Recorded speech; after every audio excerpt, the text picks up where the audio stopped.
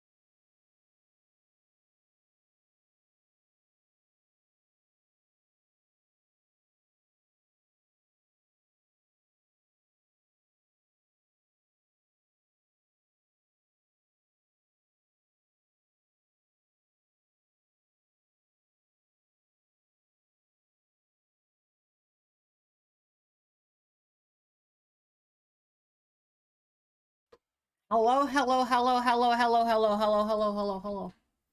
Hello, hello, hello, hello, hello, hello, hello, hello, hello, hello, hello, hello, hello, hello, hello. Hello, hello, hello, hello, hello, hello, hello, hello, hello, hello, hello. Hello, hello,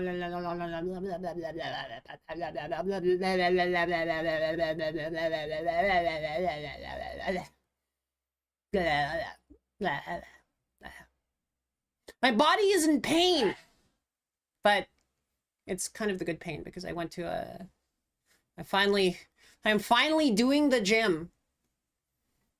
I'm finally not just using. Hello. Hello, Gino Macnama. Macama. Why is that? Why is that weirdly familiar? That it sounds similar to a. Yeah. Yes. I mean, today is a pretty positive day. You know, honestly, like I've been in the dumps lately, and then I just like kind of have been snacking on the positivity lately. It's been weirdly. I don't know. I feel a lot better. I felt kind of like pretty, yeah, but I feel a lot better now. But hi everybody. Hi. Bad days make the good days feel, yes. And you know, sometimes like doing things that hurt like make the rest of the day feel better. Like, you know, so I went to the gym for the first time in, you know, however the fuck, right? Like I was extremely sedentary. I was like kind of like, you know, doing the bed rotting thing, and then like I'm like, okay, well I'm scheduling gym. I'm actually going to a therapist for the first time in like many years. Jim's just this guy who like, you know, just kind of is like, show up and give me 20. I can't, you know. This kind of that's Jim. Jim just gets you to. Jim is yeah. Jim is like the swole McMuscles man. Yeah, he punches you in the muscles. Yeah. He's a puncher. He goes punch. Yeah. But yeah, no, I've been feeling a lot better. Weirdly, I feel a lot better. However, my body has been in pain all day, and you know, it's like a little bit of pain. But it's like, oh yes, I did flex that muscle a whole bunch of times, and so you know, I'm going to be doing another gym. I mean, Gyno? Do I call you Gyno? I'm not even the first one in this chain, right? Like I'm not patient zero in the good feelings thing. It's like I will be totally like honest and be like, what sort of weirdly randomly did it for me was just like I've been I've been watching, you know, but like the colleges, yeah. So like I've been watching Music Box of Fate covers. Like it's a song that I really like. It's Iron Mouse's like big opera song, and you know I am into that era of music. I'm also into Starlight Darrell's composition. It's just like she's the composer of the thing, and she uh you know, and so I just like I like watching these like random like music teacher reactor people like react to, you know, Music Box of Fate usually, or sometimes they like look at like Suicide stuff. Like some person in their community is gonna be like, hey, this VTuber thing, it's so cool. Like, oh yeah, I better go look. They're so cool. And it's like, and you know, often they do like a pretty like they're like, oh, this is pretty cool, and then they kind of move on, right? Well, that's what I'm saying, right? Um, yeah, but like, there's this guy, Lesage, who reacted to it and like has a weird, he's got like a weird stand power, which is like he can tell from somebody's voice, like what muscles that they're contracting and like basically like how they're sitting and how they're like, you know, what parts of their body have tension, right? Like you can actually like just hear in their voice like what they're doing with themselves, and like, and he also like kind of got the music The hat is not, well, the hat is just if I summon you into the world, right? Like, this is your hat preference. That's why it's cheap, right? It's not a hat on me. It's a hat on you. I mean, it's been a while since I set this up. Yeah, you got to return the light. I can try this here. There you go. There you go. If you return the light, what happens? See, let's see if this shit still works, right? No, that's not tilted. Okay, all right. Bleh. Bleh. No, is it not working? Are all my redeems broken? I guess all my redeems are broken. Great. Okay, okay, we need to fix the redeems.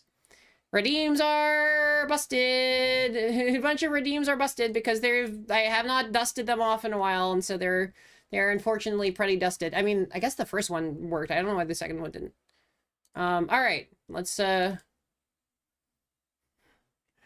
guess I need to figure out how to whee. Yeah. I don't know why that second one didn't work. What is broken about it? Well, I think your hat works. It's just the color doesn't work. You know what? I think maybe the chat client or something like that is broken, but like, I don't know. Android should be able to like change the hat. I wonder why the color didn't work.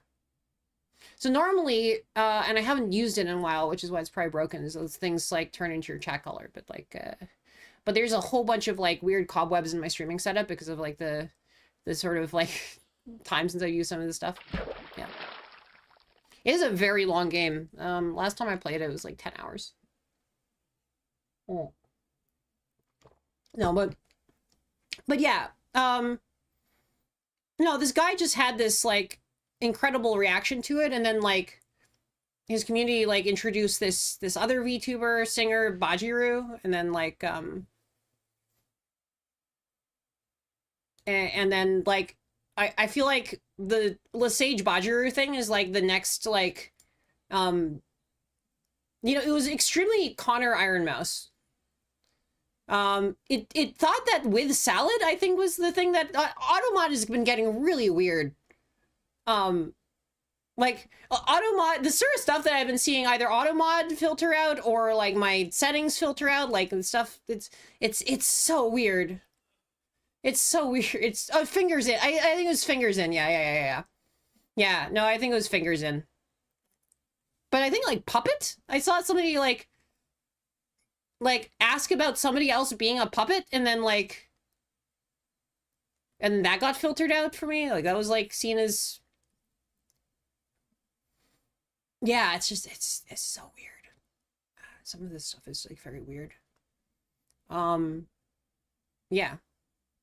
Yeah, see there, it works. The hat changes. Automod has been getting stranger. Yeah. I mean, this is what happens when you offload your stuff to some sort of like large language model of some type. It makes decisions. It probably catches some like of the weirder edge cases, but also like they're not really like, they have very, very, very weird false positives, right? Like, you see this stuff about Stream Elements? I mean, indeed, a bunch of my stuff is running on Stream Elements, and so it's like incredibly important that like I luckily I know how to like migrate some of what I have off, right? Like I don't rely very much on Stream Elements. Like there is some of it, but like it is mostly just the chat, and I can kind of fix it. I can self-host everything. Like I'm pretty good. Stream Elements is like trying to find, Stream Elements is going out of business. They are trying to find acquirers. I do not know how successful they'll be, but like they're trying to find people to acquire them. So where are they doing their results in 300K in infrastructure costs? I mean, they're hosting a whole bunch of like stream overlays for like, you know, a whole bunch of people. And I mean, I don't know, like all of their sort of like infrastructure, like also like, are we talking about server hosting? And they're basically allowing people to like post effectively arbitrary, you know, HTML and CSS and JavaScript and host, you know, audio files and images and like, you know, like short videos and like they're just like giving a whole bunch of free hosting to a whole bunch of people, right? Like for everybody's like different alerts and overlays and everything. Like it's just, you literally just like, they're just handing everybody a bunch of free like video and audio hosting, right? Yeah. So, well, yeah, I'm not surprised that like, you know, with a base of like 1 million people that they have like 300K infrastructure. I mean, where else would it be, right? Yeah, it's all on their end. Like, I mean, you have to actually upload the thing to their thing, right? They don't reference some local file on your computer, right? They could, honestly, you know, it would be possible for Stream Elements to do a thing where it's like, okay, well, we just handle this all client side, right? Like, you could build a sort of Stream Elements style thing where the website is all static and okay, you could redo Stream Elements in such a way where like the thing was like mostly a kind of static, except like then I guess like people would not be able to like have their overlays like kind of live on the site. I don't know. I'm trying to figure out. Yeah. Yeah, it's free hosting. People hopes that people take their sponsorship deals. Yeah, client-side plugin for OBS, yeah. You can do client-side plugin, you can have like a locally hosted web server even, right? Like you could have a you know, some client that locally hosts a web server and basically does everything that like OBS says. You wish you could run everything through, you can run everything through StreamerBot. Like StreamerBot has a you know, certainly for I think several versions now, StreamerBot has its own web server. And you can just run your own overlay on StreamerBot, right? I mean, I don't know what you're doing on Stream Elements, but like it can almost certainly be run through StreamerBot. So in fact, like people have the ability to just replace everything with like locally hosted, mix it up, StreamerBot, this kind of thing, right? Like this exists already. But you know, this is actually really funny, is like the business model of like everything in this kind of like live streaming creator economy is that like besides Twitch itself and like I guess Stream Elements, which is falling apart, like if you think about like say VTubing, right? I was looking at like the development team of like Warudo, right? It seems to be mostly one person, right? Like yeah. It's like one person basically for Warudo. Twitch is Twitch is like an Amazon kind of department, and I think there are things in Twitch that I don't know what the status of them is still, but I think it's not entirely a write-off. I think like, you know, Twitch contains some peering arrangements that may have in fact gotten Amazon enough money, and they also have their like streaming tech, right? Like you can spin up your own kind of like live streaming video service using Amazon Web Services, and that tech is just derived from what Twitch is. So that's not entirely a write-off, right? But like it's one of those things where it's like it's the sort of like content equivalent of like probably you know, like McDonald's are all they own the land. It's not about the burgers, right? Like it's like there's bandwidth agreements basically, and you know, the technology behind Twitch that they can sell as in a box, right? Yeah, Warudo is one guy, VTube Studio is one guy. Sometimes they're even less of a guy because like they also spend some time like VTubing and like kind of doing stuff other than just like, you know, I mean the person who makes Warudo, which I think technically it's 2 people, but it's like looking at the actual like dev list, it's like all one person writing the thing and like writing the documentation. This is extremely professional for a one person thing, right? Is Warudo free open source? No, I don't think so. Neither is VTube Studio. I think VTube Studio kind of can't because of its license agreement with Live2D, but like they have to charge something for it in order to like be able to package Live2D in it. there is a sort of like free open source live 2D equivalent thing, but like, yeah, I mean, the other option is like, if you want to run your 3D VTuber in a open source like environment, probably the best thing to do is like Godot, right? There's like, I don't know whether Vignon is open source. I'm not 100% sure. That is also just one cat girl, right? I guess like, I guess the what is it, like Vignon is just one do I is it like Femboy Tiger or something? If I'm gonna be switching to Warudo, I should like not say things that might be like potentially, okay, hold on, let me look at the Warudo like developer and try to actually get acquainted enough with the lore to be able to make, you know, comments about. All right, okay, so let's see, what is the simplified Chinese Omori translator. Let's see. All right.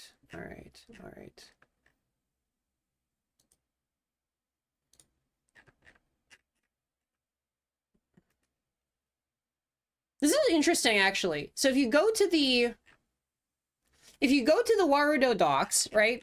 And you go, okay, this is not actually interesting. This is just the kind of like very, you know, silly thing that, if you go to the docs, you get like the VTuber avatar, but if you click on the VTuber avatar, it links to the GitHub of the person, and then the person's like, you know, linked social media, you know, account is their sort of more human one, except it's not really human because like still a tiger, but like it's different. And then like the actual VTuber name is like linked from Warudo, but like it's not. So basically you have to kind of like do some sort of weird side stuff. And then if you look at the people who are making Warudo, it just links to the VTuber. So here we go. All right. So yeah, Hakuya Tira is a white tiger hikikomori. This is the lore, right? A tiger, me in 3D but IRL. Indeed, Zawarudo. Yeah.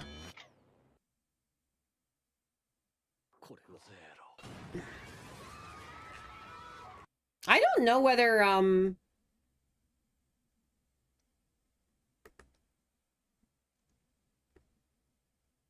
don't actually know, come to think of it, whether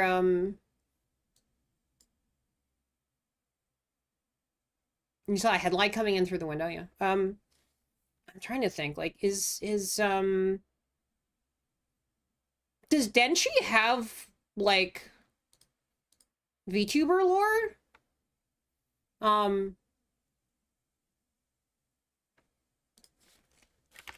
Now I'm confused. Wait. Because, like, Denshi... So they know that Denshi was... Am I... Okay. I think I'm... Okay, never mind. I confused Denshi and Wolfie. Wolfie wrote a plugin for VTube Studio. Denshi... Does Denshi VTube? I don't know if Denshi VTubes. You know what? I was basically confusing Wolfie and Denshi. Denshi doesn't. Okay, so we have at least one piece of VTuber software that is actually like a person, right? Like a whole ass person who doesn't actually spend a whole bunch of other time VTubing, right?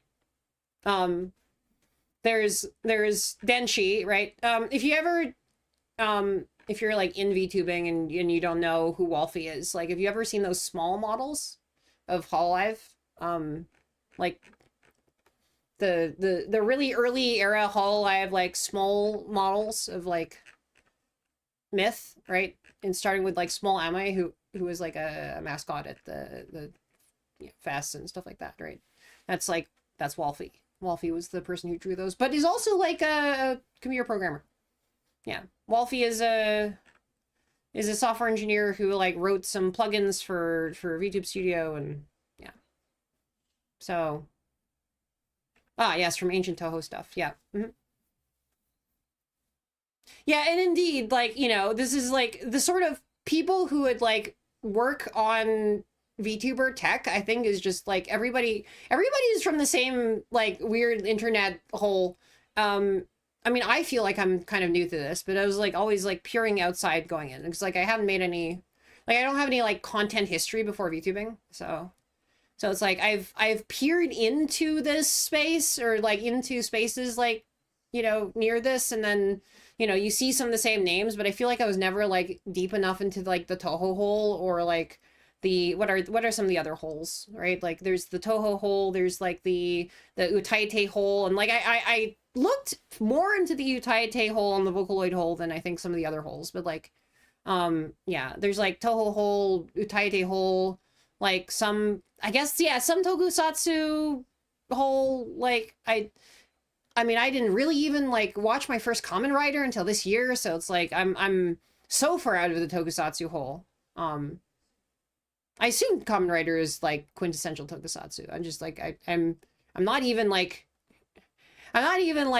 up on it enough to like know that, right? Like I'm not like, I only just came crawling, like I didn't really know what the deal was with Kamen Rider until then, right? Like we're kind of too old for it, assuming we're in grade Japanese. I mean, there are certainly ways to like get a whole bunch of media back in the day, right? Like there were definitely like fan events. There was definitely like kind of a community. There was even a community on the internet, right? Like there are ways to get it. I think it existed, but yeah, is in Japanese otaku culture, yeah. Sagata Sanshiro. See, that's the thing. I don't even know who Sagata Sanshiro is. Yeah.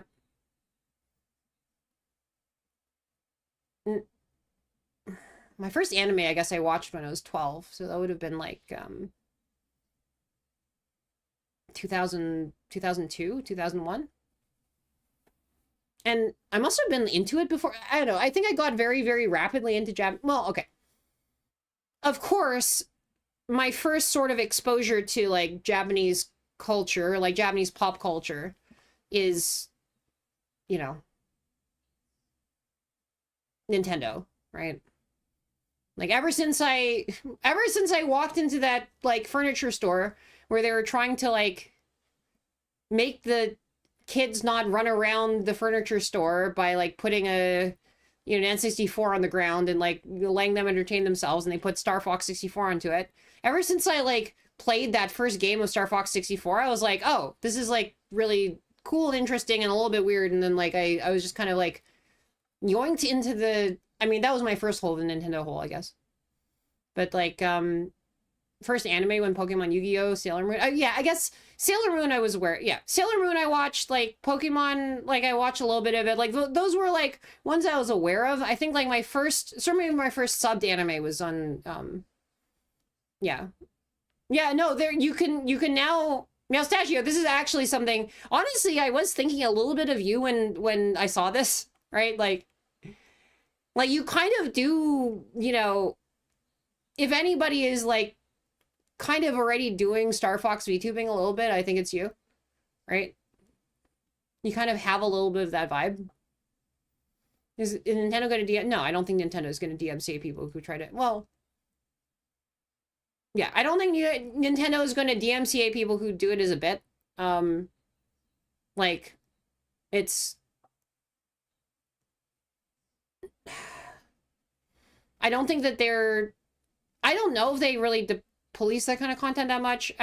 Obviously, if somebody gets like to any form of like size, and is doing it regularly and is trying to just use it as their regular streaming model, right? If they're just using it in general. But like I don't know that anybody would actually do that, right? Like I don't think that there's anybody to have people talk after the stream pop up like Star Fox. I honestly like this is something I've been like meaning to try to do for some time, right? Like I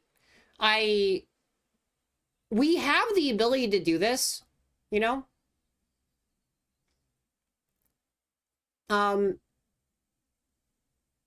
With the current like VTube Studio kind of collab tools, I think you can basically have something like this running. You know, we just have to put each VTuber into a lane and then track each VTuber with like the weird like facial tracking pixels, which is actually like this is the next thing I'm gonna be working on like off stream is like my sort of like weird like VTuber like motion tracking pixels, which is incredibly stupid by the way that I have to do. But like all right, let me explain if I haven't like talked about this before. So it turns out there's no way to actually ask VTube Studio like where you know the tip of my nose is, right? Like if you want to see where my like nose is or where my like you know eyeball is or like where like a specific just some point on my body, right? It's like okay, where is that on the screen, right? Like so then like okay, let's say I wanted to have like the camera just follow my face around. I'd either have to do it like extremely vaguely or like you know there's Twitch integrated throwing system, which like you calibrate first and it knows vaguely where your head is, but it's like, it's vague, right? Like we don't actually know like, okay, your face is like literally here and so you can't track a camera to it. You can't really do much of that, right? You can sort of like vaguely know where the outline, like there's some vague stuff, but like you can't be like, okay, well, you know, your nose is right here. Until I figured out how to do it and actually, you know, I figured it out and I dropped it in I think actually this might have been in like Wolfie's chat and then Denshi said yes that's the thing you can do, which is like kind of wild, right? Like is giving VTubing to the masses. Well, okay. To be fair, Emojis was giving VTubing to the masses and I think nobody did anything with it, right? They just like took it and then they didn't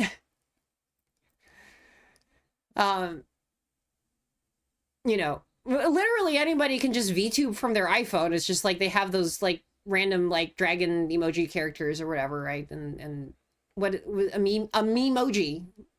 It's literally the technology that Apple created the face tracking stuff to showcase, right? Like it's like the you can send a yeah, that's the thing, right? It's a memo like you can just the memoji. You know what? If I bet you that's the next thing that's coming out. I bet you that's a thing that's going to be happening, right? Like, I mean, there's no way that they would like release VTubing on Star Fox and not be like prepped to do some sort of like similar like me emoji thing, right? Like good vendor neutral VTubing tech? No, because there's no money in it. The problem is that there's no money in it, right? Yeah, people prefer iPhone for their tracking because of the face, true. I don't remember what the sensor name is, but the sensor they've stuck into every iPhone after 10, right? Like, yeah, like. Although I think we're getting to the point with like some other types of like tracking models that like we're getting good. Yeah, it's not the iris sensor.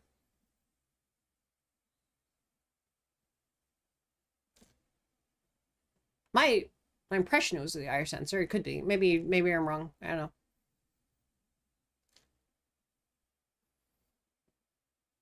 Certainly the iris sensor seems to be on when you know, this is happening, but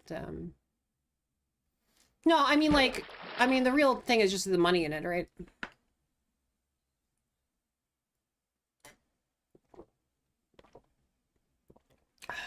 Thanks for the water.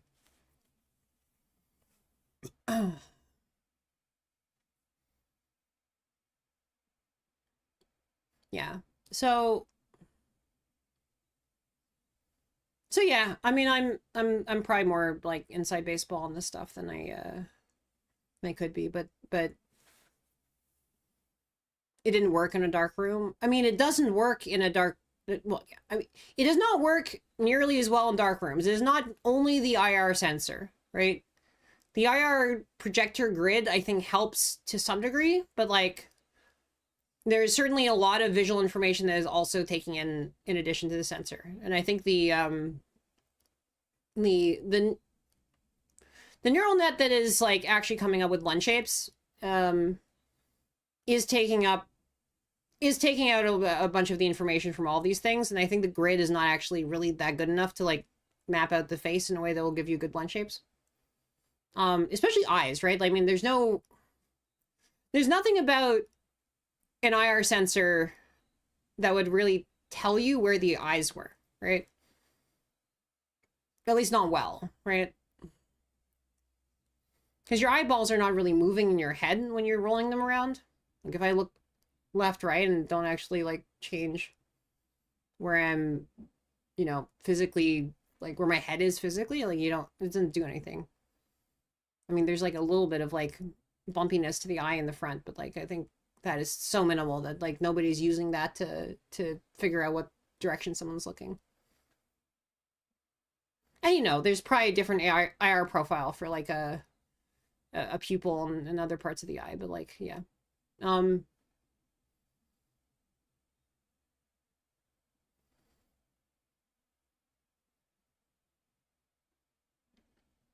Yeah, I think tarsier.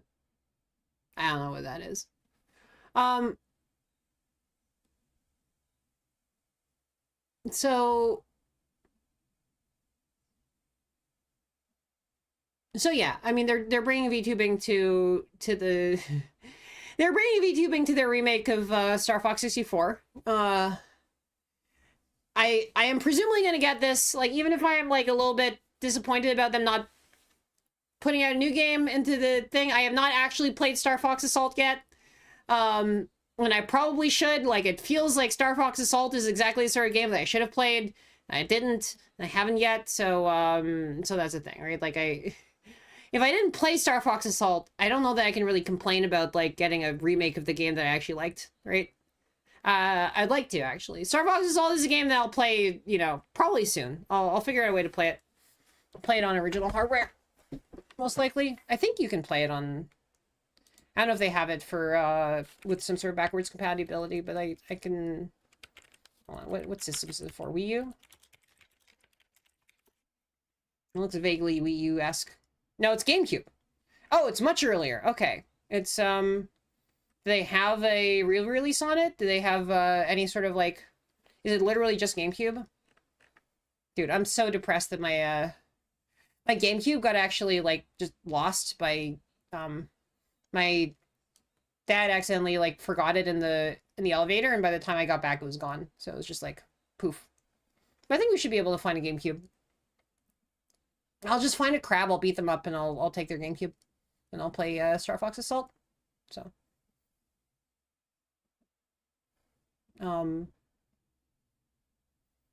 there's also just like I have listened to the soundtrack and this kind of stuff about I'm very into video game music. And I'm like especially like into the Star Wolf theme, which left a very heavy impression on my impressionable mind growing up.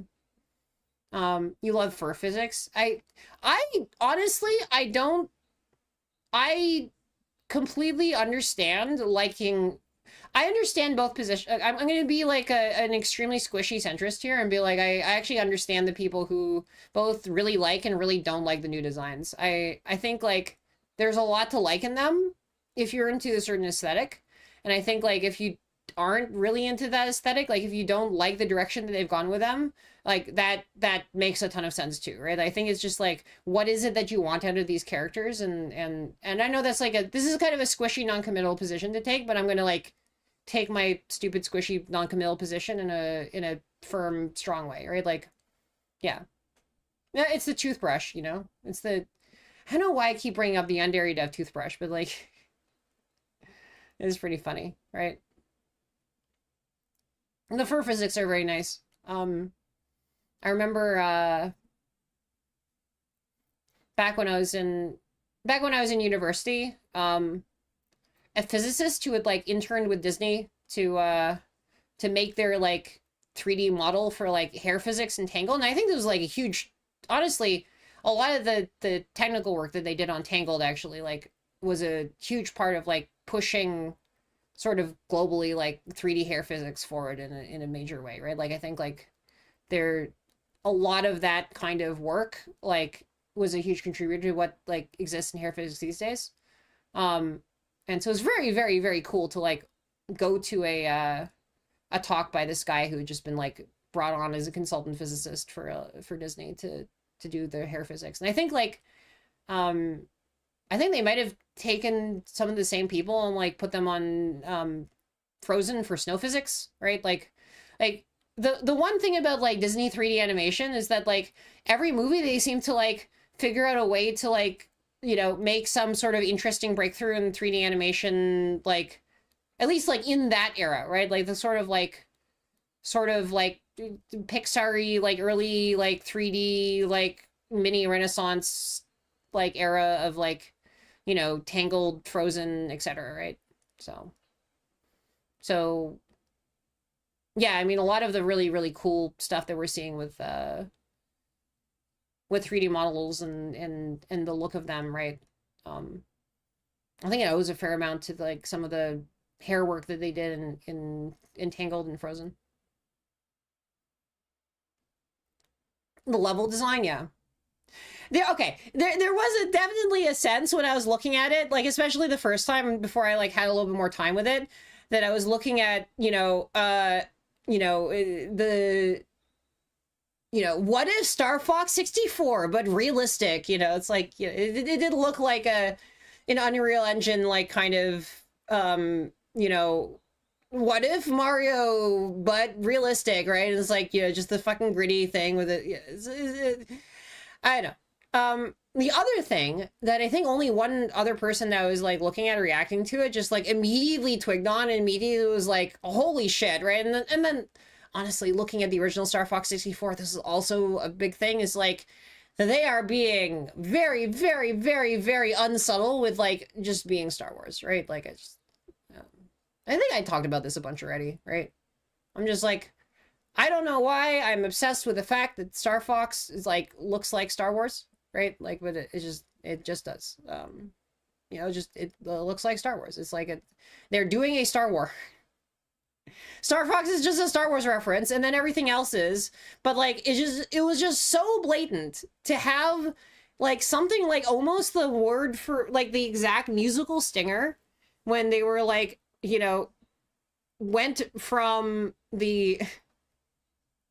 There's like this kind of like weird like sort of flute like arpeggio trill thing like that Star Wars also does at the end of their like triumphant opening crawl, like when they're finishing up the main theme and they're panning down to the planet, or they're panning over to where the action is, right? From a field of stars down into the planet or the beginning thing, right? Like, and they did this and they did this like musical stinger in their footage, and I was like, that's just a Star War, right? Like, that's it is literally just like straight up ripped John Williams. Like, this is just exactly what they do in Star Wars. Like, this is just like, yeah.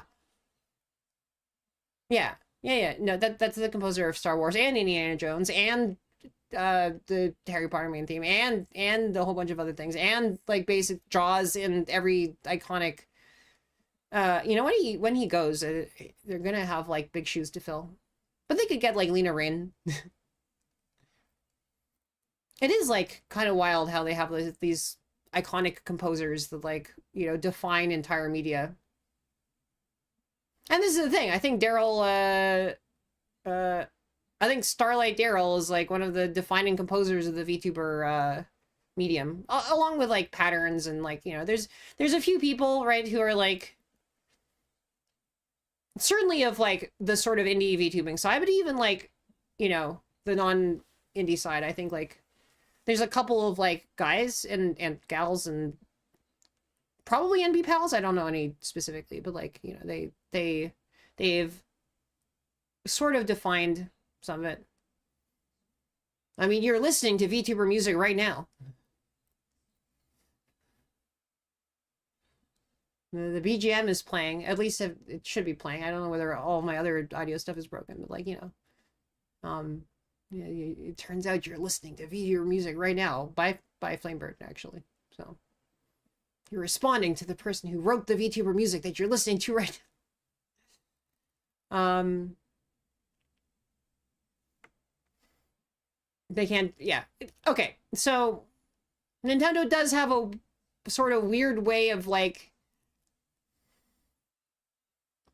not being entirely sure what to do with their sort of like second tier IPs, right? Like, and sometimes even their first tier. Like, I don't know, they're often confused about what to do with their various IP, right? You're on a phone with no headphones and no volume and with a fan in the background. That's fair. No, but like I do think that like I don't know, the thing about VTuber music, I was just gonna say, like, and this is kind of like tying back to earlier, is like there's just this incredible amount of talent that is unleashed by the fact that like being a VTuber allows just all of these people to like be content creators that would have never have dared to do the thing beforehand, right? Like you can actually be like there's two different types of like sort of content creators in some ways. There's like what people refer, like there's like, I don't know, it was like New Yorker article or something like that was like making this distinction. It was some, you know, mainstream publication that like is now extremely niche, especially within internet circles, like to the point where, yeah, like, you go to bed, yeah. No, but like, basically, there's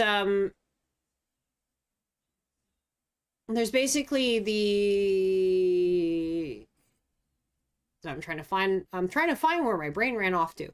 Give me a sec.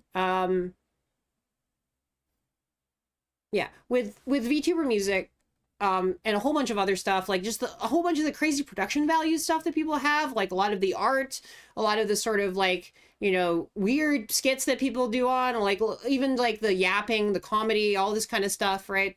There's this whole group of people who would have basically just been doing like, you know, office jobs and like would have never have like put themselves out there because like being, and you know, VTubing is very female, especially like because, you know, a lot of women are not gonna like stick themselves on the internet to be a, you know, a content creator because like they're, the experience of like, you know, putting your face on the internet permanently and associating it with like whatever your sort of weird unhinged yapping is, right? Like whatever sort of strange like narrow interest, like, you know, especially in like this sort of newer generation of people, like anyone below about like 35 or so is just like spend their entire lives being absolutely terrified of like what future employers are going to like do with their online social media presences, right? Like it's like, oh well, yeah, I mean you're basically, if you put your face on the internet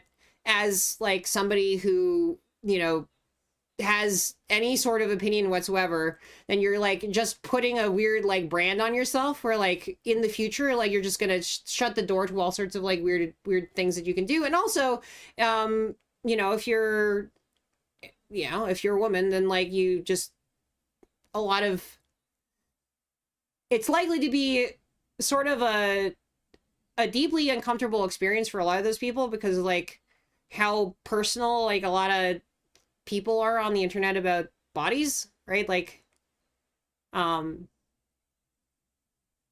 yeah,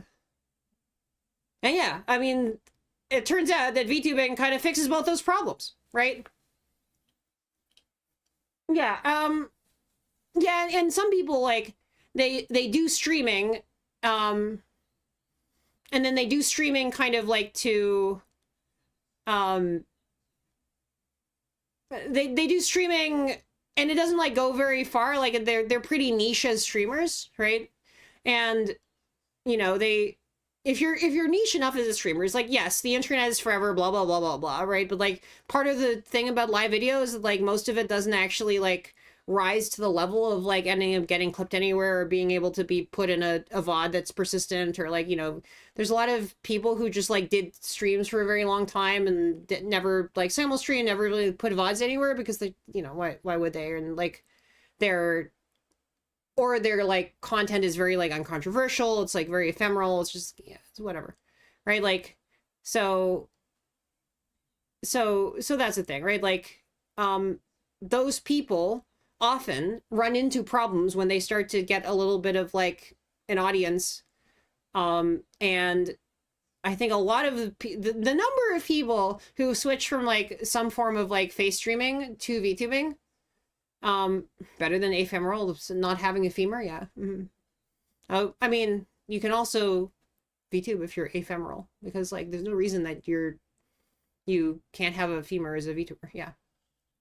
Yeah, and so that's the thing, right? It's like that, this is a great way to just like, you know, conspiracize together with chat to like create a new amazing third thing, a new amazing weird third character, you know, that both of you can objectify together instead of having like this sort of, you know, because like obviously like a lot of the people in the chat too are going to be like, well, you know, obviously I don't want to like, you know, be some asshole or some creep or whatever, right?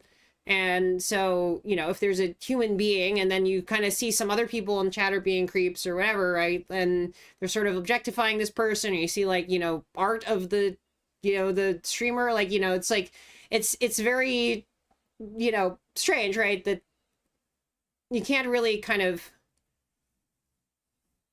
work together with chat to like, you know, have honest like feelings about either the representation of you or yourself or whatever, and then but the VTuber is like, okay, well, the streamer has created, you know, a VTuber has like designed whatever their VTuber model is to represent themselves, and so any decisions that they made are very much theirs. And so like, you know, if you're commenting on like, you know, an element of the physical appearance of a VTuber, that's not a thing that they, you know, have some sort of weird like complicated, well, you know, obviously I didn't make that, and it's like this, that's like a sort of thing out of my control, right? It's like it is literally a thing in their control, right? And so then like you feel a lot less uncomfortable because it's like, oh yeah, well, you know, the person I'm watching put that there in order to like, you know, for it to be interesting, right? And then it kind of comes a little bit full circle because like, you know, to the extent that like some corporate VTubers don't really have the same level of like full creative control over their models, you know, maybe there is a sense to which they are also kind of being put on display a little bit beyond their control. And like, you know, there is a question about like, is this a thing that really represents them in the way that they'd like it to? And so like there's this like extra kind of layer of it where it's like it kind of loops back to normal like streaming, right? Virtual filter over hands. I mean, that's presumably a thing that happens. Yeah, you choose the virtual boob button. Yes, okay. I didn't want to say it, but like you go and say it, right? Like you can just make it. You can have your virtual boobs be whatever size they want to be at like whatever time, and yeah, even, you know, if you have the right toggles, you can just be like, you know, press the thing and be like, you know, that's a thing too. All right. You can just change everything at will. You can take off your jacket. You can put no, but like, but this is the thing, right? Like, you know, people, you know, there's VTubers who are like say so and you know, do things accordingly, right? Like they like design themselves accordingly to not be perceived a certain way. And it's not just sexuality, it's just like you're kind of like building, it is essentially like a you know, VTubing is like a D&D session where, you know, the VTuber is kind of the GM, but like also like what all the players do kind of does also define sort of what the, you know, what the main villain, are we the heels of chat? Are we just like, I think some people definitely are the sort of weird, like, you know, villains to their chat, and they have this like kind of like play adversarial relationship. I mean, I did drown all of you in my debut canonically. Not only did I do it canonically, I actually just did it. Like, you just, you know, everybody, if people were here, yeah, yeah, bully the streamer meta, yeah. I am the villain. I'm the villain of my story, yeah. Mm-hmm. I'm not a villain at all. There's nothing villainous about me. I'm not evil. Wow. All right, fine. Fine. You bad appled me. Can't believe I've been bad appled.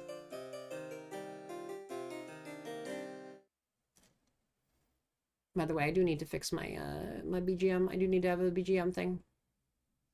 You don't bully the streamer unless you hang out in their sphere.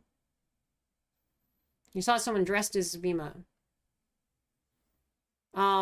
Mima's not one of the things that it's not one of the characters that I like really know super well. I guess I know the baka baka baka baka, you know, da da da da da da da. I know who Cerno is, because that theme is like one of the weirdest like earworms that I could possibly imagine. I don't know why Cerno's theme is such a banger, but it's just like it's so hard. Like, it goes so freaking hard.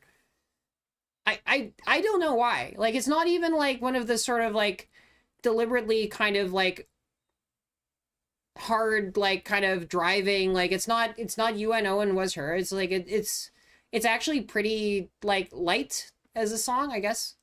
Cherno? Oh, is it Cherno or I Cherno? Okay, it's Cherno, isn't it? All right. See, this is what happens when you just read things on the internet and then you don't know how anything is pronounced until somebody like, you know, and then one day somebody like comes up with, invents YouTube, and then you end up looking at some YouTube video essays, but then like whatever pronunciation you created for these characters in your mind, like, you know, reading them in various different like, you know, bulletin boards and like whatever places people discussed like Vocaloid culture back in like 2002, you know, it's just like you don't see it at all, right? And then you didn't learn Japanese yet because you hadn't actually like started going, you hadn't really like been going that hard on trying to learn the language, and so you don't actually read the thing in katakana because, like, you know, the North American blackout hasn't happened yet, and therefore you haven't had like one moment away from like being completely obsessed with all the weird internet stuff to like dig up all the physical printouts that you have of the mnemonics for your hiragana, and then learn hiragana by taking the gas torch and going out into your backyard because like there's no power or lights or anything. Yeah. When you're not in that situation, you don't actually learn how to pronounce Cherno. Well, it looks like Cerno. But it's Cherno. I do get it. Yeah.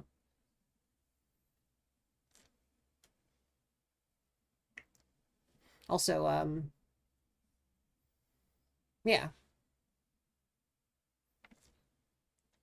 Are we we're at a full hour. Well, we do have an ad break coming up in a minute and a half. I guess probably gonna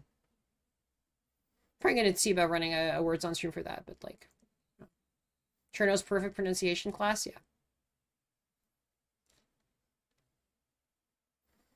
The hiragana mnemonics. All right, so today's stream, I'm gonna play some like Mahjong Soul ranked. I might rank down. You know, Mahjong is like it's really cool. I would like to bring some Mahjong back. I think it is a fun multiplayer activity. I think some of the Mahjong died back in the Mahjong apocalypse of, you know, was it 2024 or something like that? I don't even know what happened, but like, you know, people have not been playing that much Mahjong Soul. I want to try the Jongageddon. Yeah. I am going to an anime convention, and you know what they have at anime conventions is Mahjong tables typically. And so if I'm going to be practicing for like seeing the local mahjong population. I might as well try it, right? I might as well return to Zhong. And so I will return to Zhong. I will do some Zhong. And then, you know, if time permits, I mean, they certainly have it. Well, actually, TBH, I haven't been to like a pure anime convention except for, when was the last time I went to like an actual anime convention? And like, it might have been Anime North. I think it was Anime North, and I was like kind of weirdly disappointed by their lack of VTubers. Um, I believe that whoever the local Richi Mahjong like kind of club is, like they often have tables out. I went to MagFest and they had a whole bunch of mahjong tables, but that's MagFest. MagWest also had them, right? And like every VTuber convention I've been to, with the possible exception of Oshi Uplink. I don't know that Oshi Uplink had them. Maybe they did. But like, you know, Anime North is likely to. We just don't have the right like combination of like yeah, I don't know that Oshi Uplink really had like a gaming area. Maybe I just completely missed it. Yeah. I think Oshi Uplink was in some ways, oddly enough, like had less of this than the first Offkai. And now I'm questioning this. I wonder whether some part of like not Oshi Uplink, the original Offkai like feeling is like, you know, cool as it did was because like there's that, it's not Science Saru, I don't think that's the name of it, but like there's basically this like traveling arcade that was taken to basically every Offkai that's existed. And so like an entire like room full of arcade machines that were like all free play. Pretty similar to like MagFest, but like smaller in scale. And yeah, I mean like this is always a thing that you could just go in and see like kind of, you know, various different people who, you know, yeah, there's always a strange sense of mystery, right? Whenever you see some like, you know, you go to the first Offkai and then some tiny woman is like kind of just completely like killing it on the rhythm game machine, and it's like okay, well, like, you know, maybe that person is just like now I'm wondering who was at Offkai 1, right? Because it was such a weird event, right? Because like nobody knew what VTubers were supposed to do with cons, like with the real world. We had not figured out in our weird post-COVID, like, and not even like that post-COVID, like it was still extremely like kind of early mid-COVID, right? We had not figured out how the hell to convention. Like how the hell do you flesh when you're and like people have figured it out. I think one of the very first people like at the first Offkai to like kind of figure out shit. We're mid ad break. I said I wanted the words on stream, and then I just like I ranted entirely over the ad break and didn't realize that there was an ad break at all. Shit. There's a 40-second ad break. These accursed ads. Maybe I should just do pre-rolls. Don't lose the steam. No, it's fine. I'll just let it all out. Psst. Hello, Clover Grows. Welcome. A lot of it feels like there's a lot of new folk. Hello. Welcome to the shrimp stream. Apologies if you're an ad. Yeah. The rant. That's something else I'm letting out. The psst, the steam. No, yeah, I mean Offkai 1 was just like the person I think who like really pioneered at the first Offkai, just like mixing flesh and VTube, right? Was actually Numi.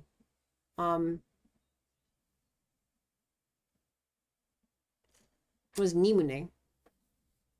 Also, this is not a hat, this is a chatter, so I can just stick the stick the chatter on here. This is a jellyfish chatter. But hello. How are you? How do you find how do you find your way to the domain of the mantis shrimp? I should do a proper greeting. Oh, you know what? It's this. What it is it's the glow. Why is that now? That's interesting. Now I'm curious why. I think I know a little bit about what might be going on. Some of my stuff is not working properly, but this is working properly. Hello. How are you doing?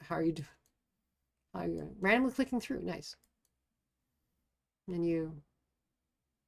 I do enjoy randomly clicking through. I did randomly click through. Hello. Whee!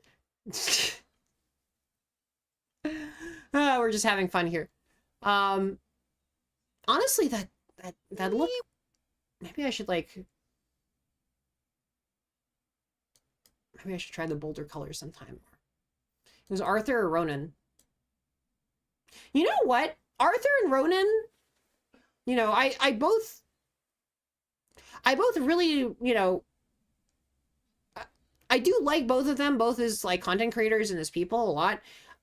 I don't feel like, you know, maybe it's just the yap. I guess it makes some sense that there would be overlap between them, but like they feel like superficially Arthur and Ronan like feel like very different types of content creators, right? Like, except I guess they're both kind of these like consummate yappers with stories, right? It's like it's there's this like weird thread, even though they're like very different people, right? I don't even know, you know, in some ways they're almost like weird opposite people, right? Like, you know, one person is like so incredibly like,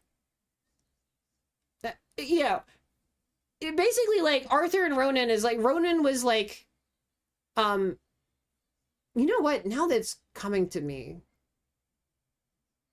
So Ronan always says like, you know, I was dead for, you know, 12, a whole bunch of years. And like, I recently like came back because this plant parasite was in me. And now I'm like, you know, now I'm relearning what it's like to be, you know, to experience like, I guess, internet culture.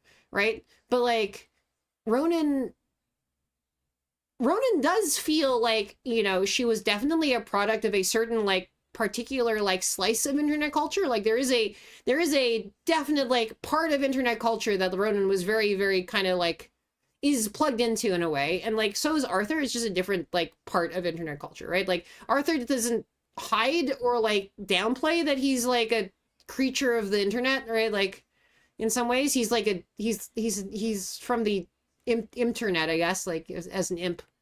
But yeah, it's like that's a very interesting thing. It's like, you know, you can,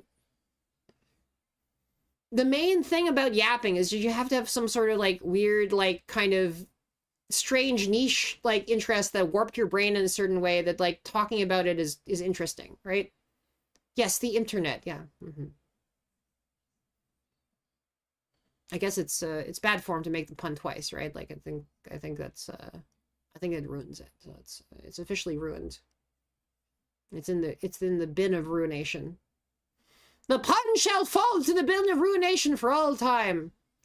Yeah, I don't know that they've ever. Yeah, I mean, I certainly have not introduced them, right?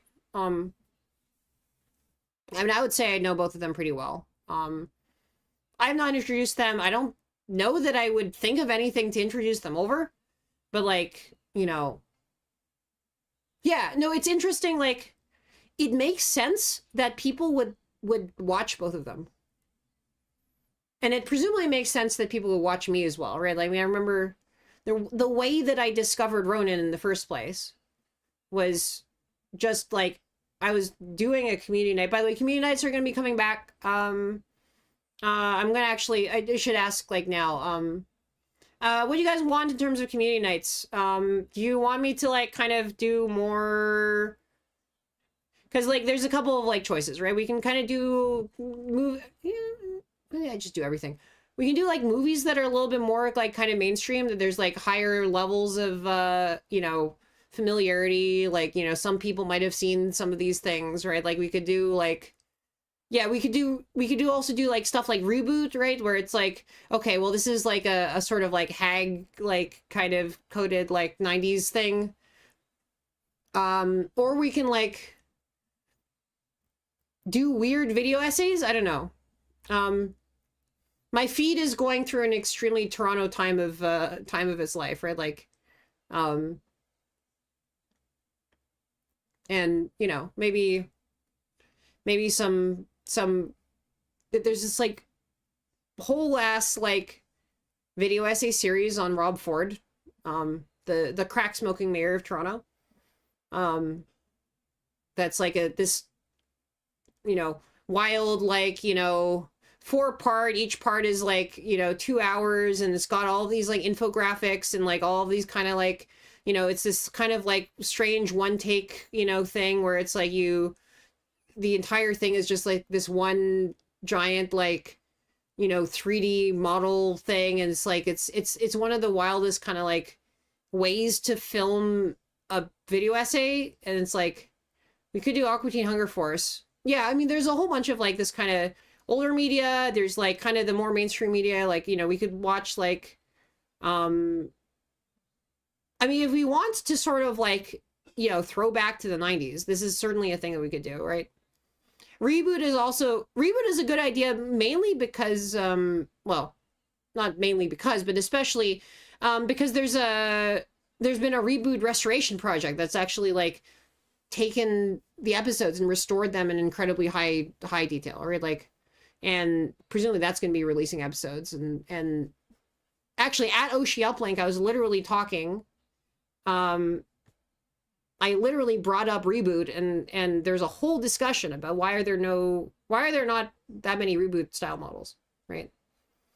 Yeah, not like HD, but like I think ultra high HD, like I think the original, it's all vector graphics, so it's basically, it renders, they render it as high resolution as possible. And obviously like there's only a certain amount you can kind of like scale up this kind of stuff before like you don't really have any more detail that, you know.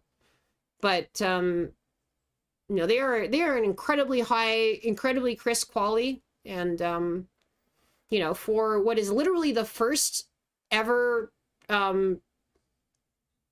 computer animated TV show, like Reboot is surprisingly like robust and holds up, especially the third season. So honestly, getting to season 3 would be like would be a very fun thing to do in community nights. But we can do a couple things. I don't want to know what, you know, if there's any, what are people looking for out of the community nights? Because, you know, I got a lot of kind of fun stuff that I want to cook up for the stream. And you know, I can host a community night and hang out with people, and then also be like doing some coding on the side or whatever. Slay the Spire 2 multiplayer. I have like such a weird note. I have such a weird thing I do with Slay the Spire, right? Like I just, whenever people play Slay the Spire, maybe I'm like just an incredible snob, I think. I worry that I'm like a Slay the Spire like single player snob, and like that I don't want to like, I'm worried about, I've not actually touched any of Slay the Spire 2 multiplayer yet.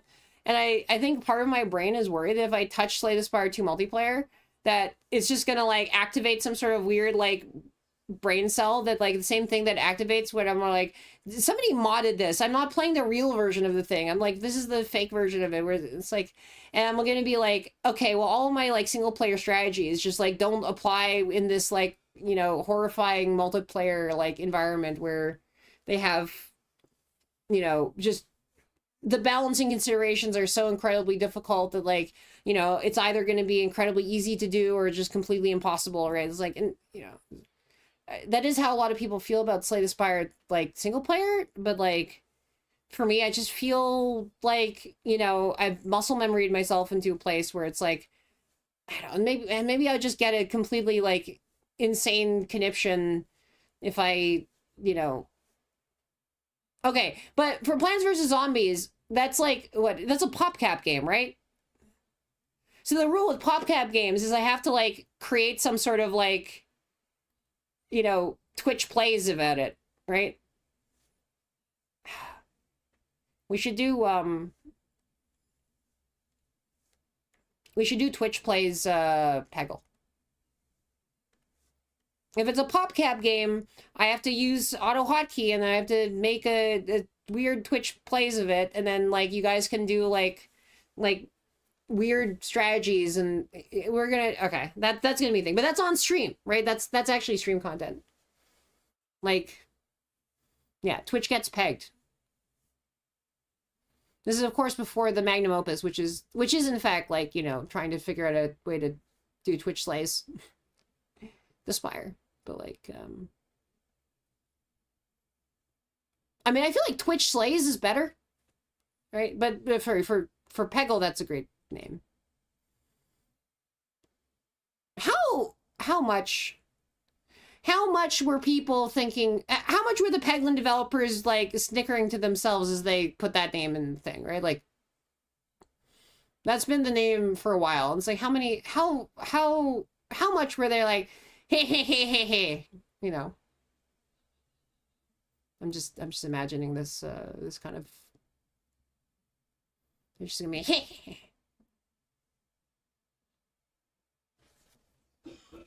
All right.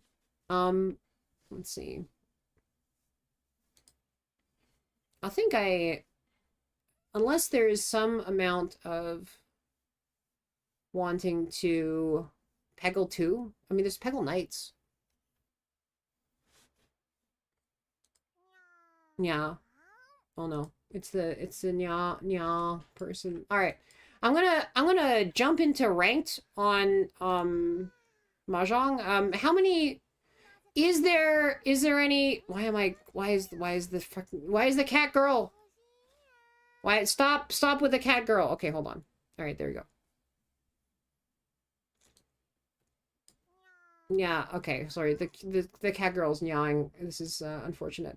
Okay. I'm gonna jump into ranked. However, if anybody wants to just do a 4-player game with you guys, like I'd be happy to jump into it. I'm gonna start with ranked because obviously, like, I don't know, if people need to like hop into their games, I'm just gonna like smurf in silver.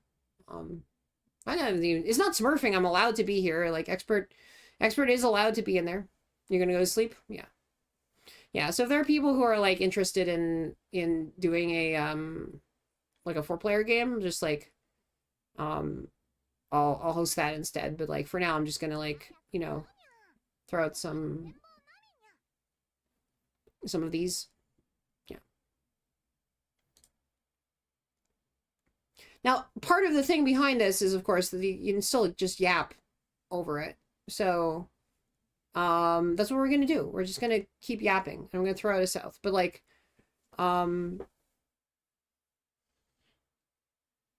yeah, I don't know what it is that causes these games to kind of like go in and out of fashion, right? I don't know that pegging to me feels like the sort of term, by the way, that I think would have been, I assume it would have dated back to the 70s. I don't know. I don't have any reason to say that. I don't know why I would say that, but I don't think that pegging is a modern invention unless I'm very like kind of like, it's the sort of thing that would surprise me if it was. I actually don't know. I have no idea. I'd look up the etymology of it, but I'm throwing a 1 of circles. Peggle going out of, I think just like games in general. I don't know. There's a whole mahjong arc. And mahjong is like a kind of a very like, it feels like it's a good like kind of 4-player game to, you know, be the sort of casual thing to shoot the shit over. Like, you know, there was a weird Uno arc, I think, for a while as well, where people were like just meeting up and just doing some Uno together. Like virtually. I mean, this is all like, you know, weird internet gremlin people, right? But I feel like mahjong was like pretty strong for a while, and then it's kind of like fell fallow a little bit, right?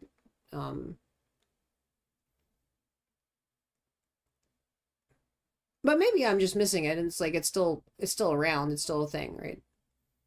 Um, yeah, I know.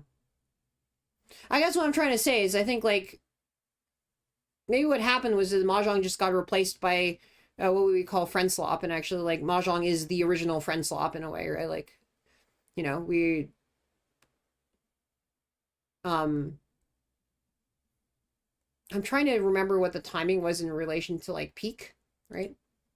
There was an era when people were all playing peak and then Lethal Company, I guess. Maybe it's Lethal Company that happened. He did just drop the mahjong album basically yesterday. So it's not like mahjong stopped existing. I just like it, you know, and maybe the mahjong album does make it have a comeback, but like yeah, I did listen to that. I guess none of them, as far as I could tell, went through several of the songs on that, but I don't think any of them were Mahjong Soul that I could remember. Also, I guess there is technically BGM here. Hold on. Sure. Let's do the nice BGM. Yeah. There you go. I am just trying to go for a sort of Tanyao, should I make myself smaller? Probably. Move the jellyfish down here.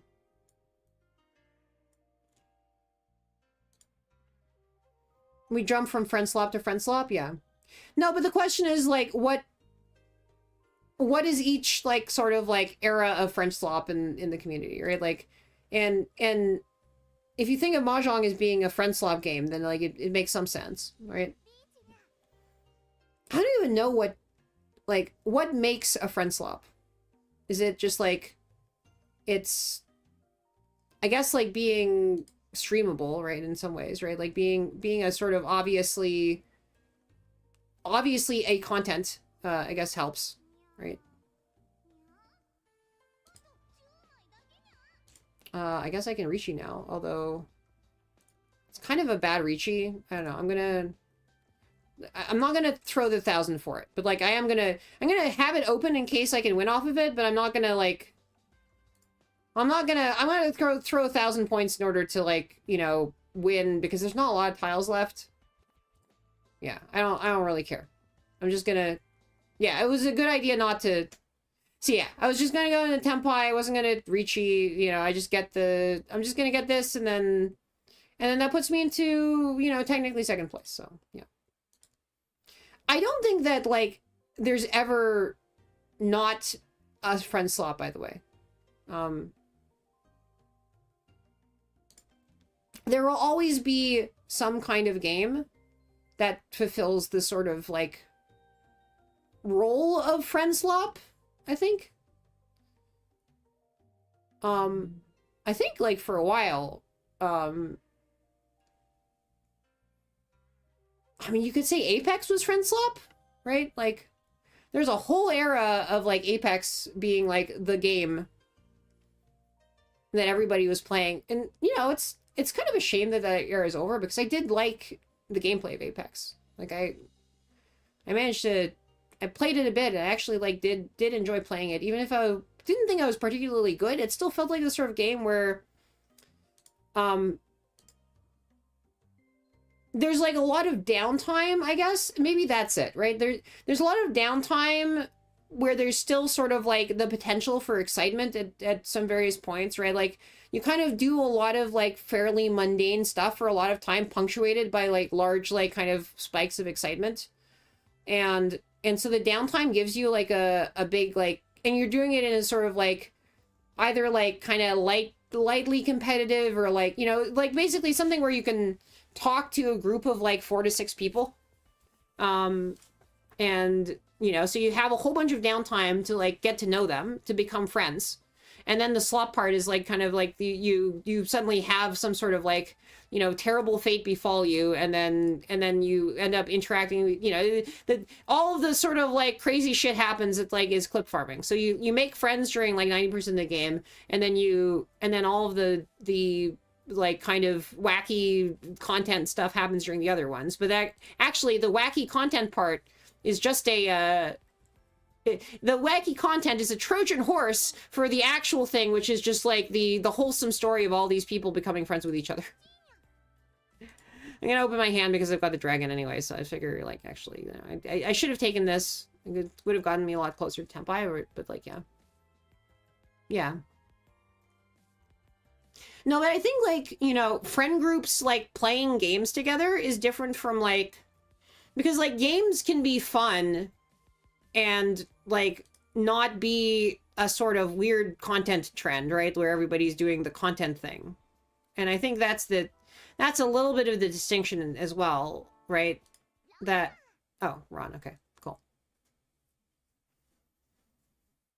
Like, there's some games that are kind of shitty content because, like, all of the sort of interesting bits are going on inside the head of the person who's doing them, or, like, they also aren't really, like, you know, they're not good collab content because, like, the people don't interact with each other in a way that you can really find out anything about the personalities of the other people in the game, right? Like,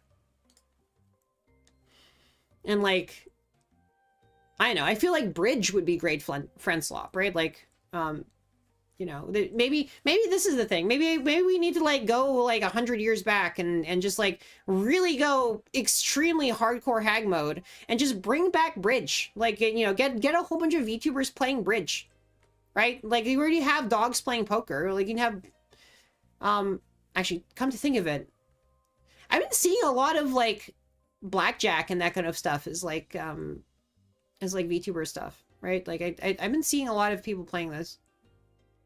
Yeah. No, I think this is a thing, right? I think we can go to Bridge. I remember I was stuck in an airport with Yano for, like, hours. On the way to I think it was on the way to Japan, but, like, we were basically trapped in an airport, and then I learned in a very old-timey version of Bridge. Because, like, various, like, regional places, like, created... Yeah, Battle of the Big Bridge, yeah. Mm-hmm.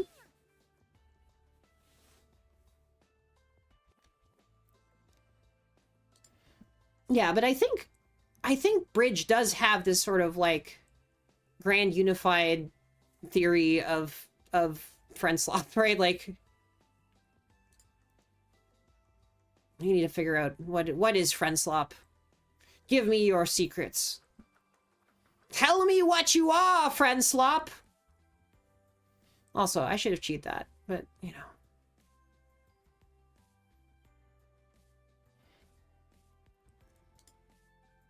I guess Pobity's nerfed. Battle on the Big Bridge is a banger of a song, by the way. It's so good.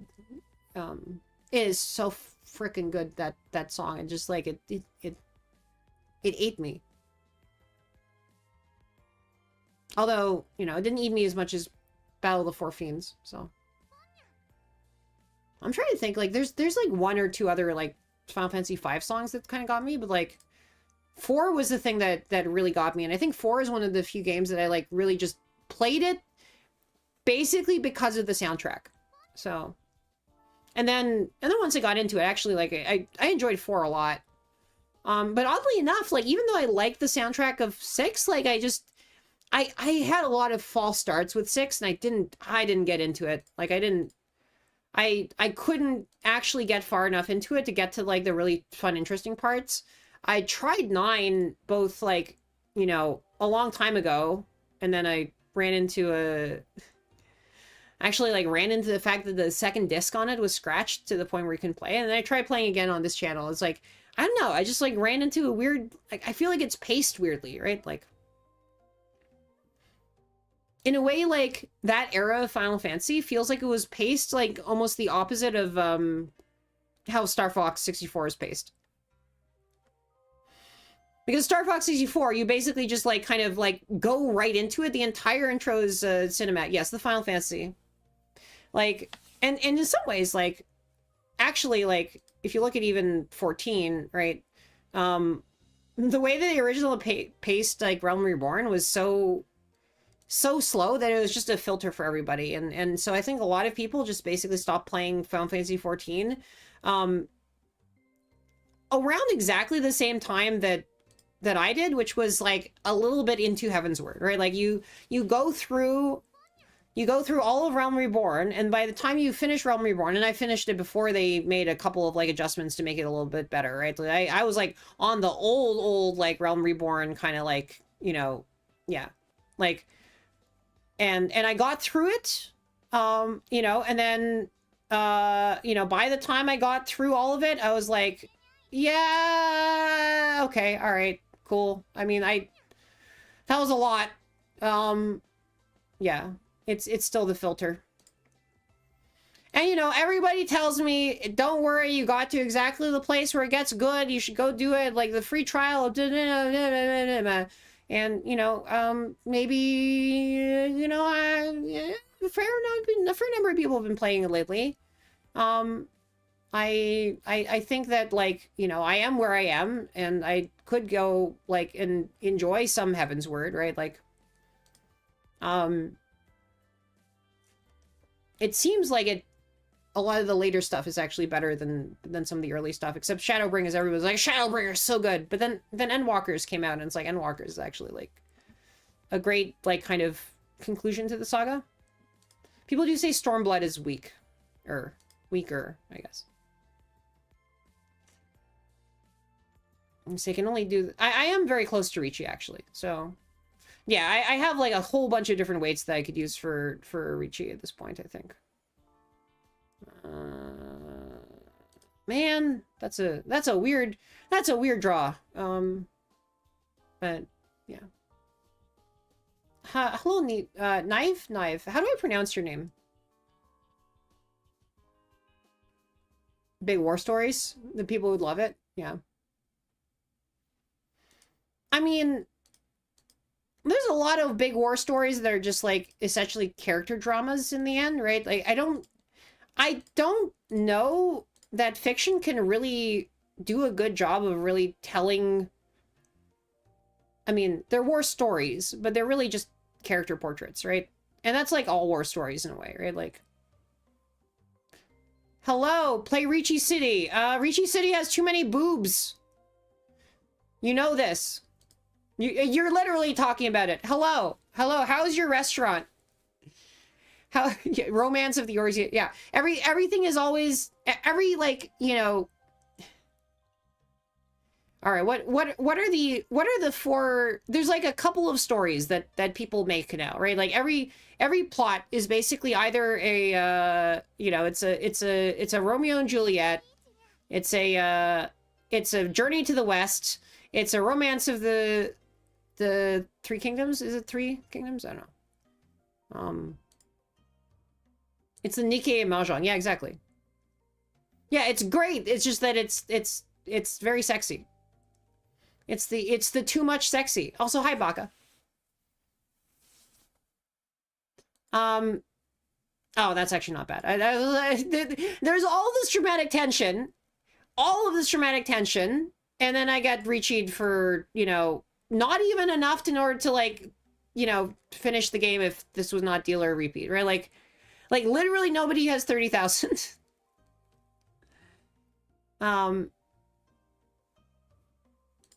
But yes, I mean, like, yes, Ricci City has too much boobs and ass, and so it's like this sort of like it's probably better in a whole bunch of different ways, but also it has way too much boobs and ass, and even this game has a lot of boobs and ass. I'm just trying to put together a bunch of the tiles. That's a good thing. I mean, it's like not. Well, it's less useful on Twitch. They do. I guess they do.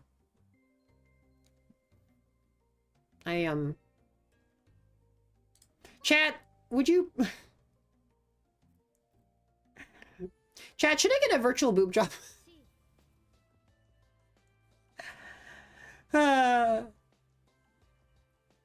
Oh boy. Uh, I mean, I think I like my... this is, of course, an extremely biased thing to ask because, like, you know, everybody here is... Everybody here is, in fact, watching me right now, and so I'm not... This is not actually an unbiased poll of the sort of people that, like, you know, might... Is like... The people who are already watching me in my current size. But it turns out that, like, kind of, if you're changing up your... VTubing is one of those things where if you're actually, like, you know, going out shopping for a new outfit, the boob job comes for free, right? It just comes included with the shirt and pants and dress and whatever, right? Like, which is very funny to me. But yeah, just double the size of the orbs, yeah. No, I actually like how I look, right? But like, oh, hey, I'm in Tempai. Nice. Also, this frickin' like Chanta. Oh, okay. There you go. Haha! I don't know whether actually. This is not a lot of points. So yeah, I think we're still like below the threshold of anybody winning right now. We go into the South 1 on the East game. Yeah. Welcome to South 1, everybody. We are in Southern Death. I can actually throw in my East because it's no longer a thing that does anything. Yeah, I mean, I'm not... The thing with Too Big is that you feel, like, embarrassed about watching the VTuber on the subway. And that's the main thing, right? Like... Yeah, free Dora. Just one free Dora is a treat. Actually, how many people are comfortable with watching any VTubers on the subway? How many people have subways that have, like, reception that is good enough to actually use Twitch? There's several layers here, right? Like, you know, there's like, does your subway have the sort of reception where it's actually, like, at all reasonable to use Twitch on it? There's, like, you know, do you feel comfortable with people shoulder surfing your VTuber watching habits? Like, from the ones you watch, yeah. I mean, like, this is not, like, modest. The reception goes, yeah. That used to be the case here. But I think they improved it a lot, right? Wait, there's a fourth layer of this, which is, like, if you live in a city that just doesn't have any decent public transit, so you don't, like, then, yeah, it doesn't matter, right? Because you're just, yeah. You don't watch LootTubers, yeah. Yeah, this is the thing, right? It's like,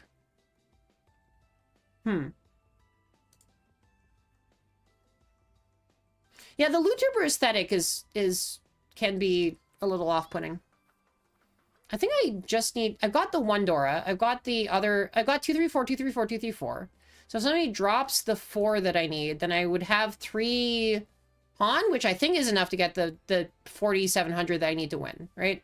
Because all I need to do is I need to touch 30,000. And that ends the game, right? There's Blue Twitch. I feel like if I use Blue Twitch, I would just, like, I would just, like, do math lessons. I would do the sort of meme thing where it's like, you know, you have people on there who's like, okay, well, you know, I'm gonna teach math lessons. I should do calculus lectures on there. I should get an account and just, like, do like a data structures and, like, you know, some computer science lesson on there. I don't know, like, do things like, ah, damn. Okay, well, fine. 3rd place it is. Canadian Orange YouTube? Well, there is Canadian Orange YouTube. That's true. Now they're the one that's touching 3,000. 3rd place and I got above 2,500. That's brutal. Man, that's brutal. Well, at least it's not, you know, my ranking is okay. You know. One more match. Sure. Let's do it. Canadian Orange YouTube is banned? Yeah. It is in a fair number of places.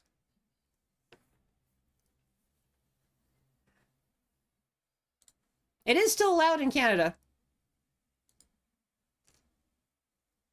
About about YouTubers. Oh, Clover, are you how like in VTuber are you kind of like coming from more of a just a Twitch in general kind of place? Are you not really into like I don't know like whether you're from like you know vaguely streaming like you know in terms of watching people or vaguely like VTubers or you know if you're from like kind of more the streaming side just regular streamers non what VTubers would call flesh tubers, which is a very, very funny term. Then I am a weird VTuber in that I talk about VTubing, I think, a lot more than a lot of VTubers. I'm like a weird I'm like one of those like I'm like the equivalent of one of those like movie directors who like makes all of their movies like metaphors for the nature of filmmaking. I don't know, like it. Oh, to Twitch in general. Okay. Well, I was new to Twitch until VTubing happened. I was kind of new to live streaming. Like I had watched like some Let's Plays and the like, but like but very few. Maybe I would be a mantis stream. And then and then yeah, I ended up as they say, falling into the rabbit hole, you know, which I guess if you think about it is a literature a literature meme. Yeah. Well, I got whacked here. That's a lot of Dora. That's a oh boy. Oh yeah, no, I mean I think it is natural for like streamers to riff on the mechanics of streaming, just in the way that it is natural for filmmakers to riff on the mechanics of filmmaking for their films, right? Like, I mean, the one thing that filmmakers all have in common, and that VTubers all have in common, is that VTubers are VTubing and filmmakers are filming. I think I can, hold on, this is not full screen, and I think it would like look better if it were full screened. I don't know why it's not full screened. Well, it should at least be like 1080. It's 1440 by 1080. You know, this is a weird thing with the barriers, but yeah. Just falling off into darkness at either side.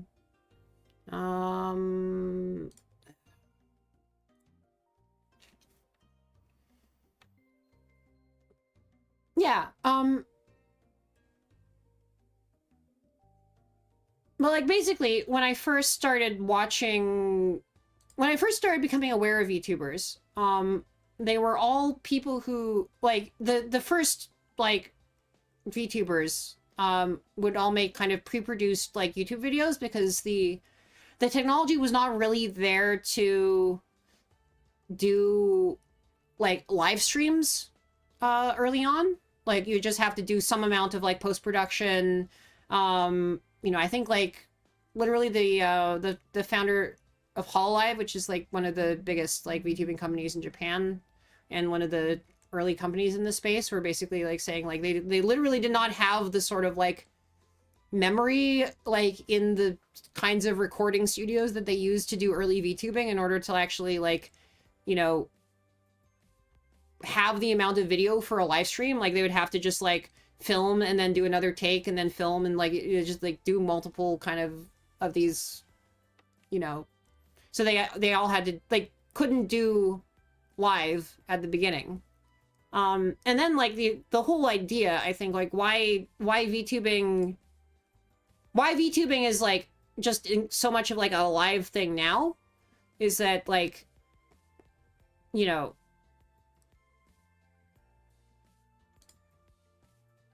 like if somebody is an anime character, right, and they're not live, right, then, well,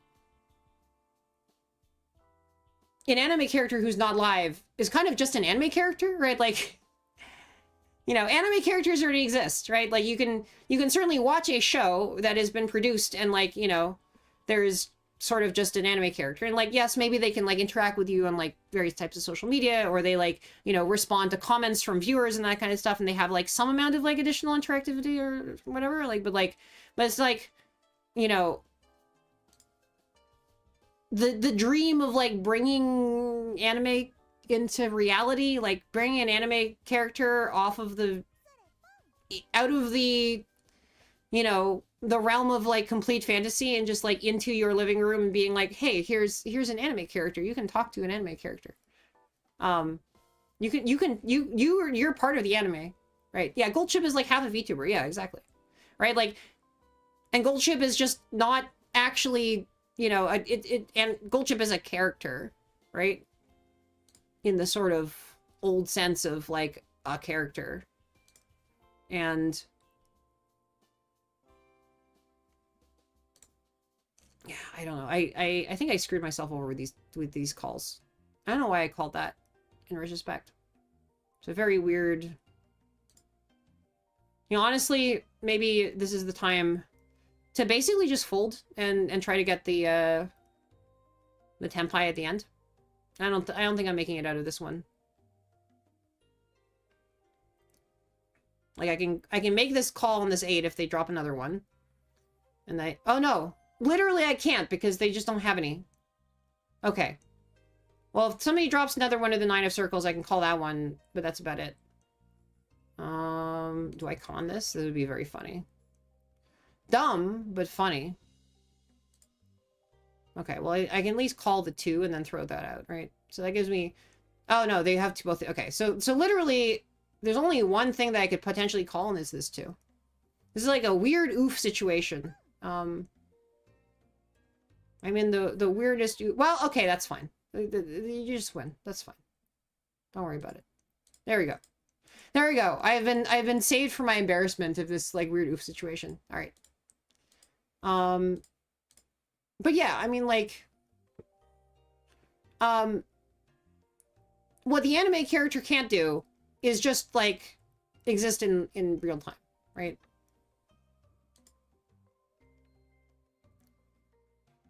Because anime, the thing that differentiates anime characters from VTubers at that point is that anime is, like, all post-produced and scripted and that kind of stuff. And, like, and so, like, if it's not live, then how are you supposed to have any difference between something that's scripted and natural sounding and something that's just scripted and obviously a story, right? So yeah, I think this is why we all became live streamers. But the kind of like medium was, I think, interesting to me before that. And then, so, you know, live streamers was like naturally where everything went. Kari hates Kizuna. She started live streaming too!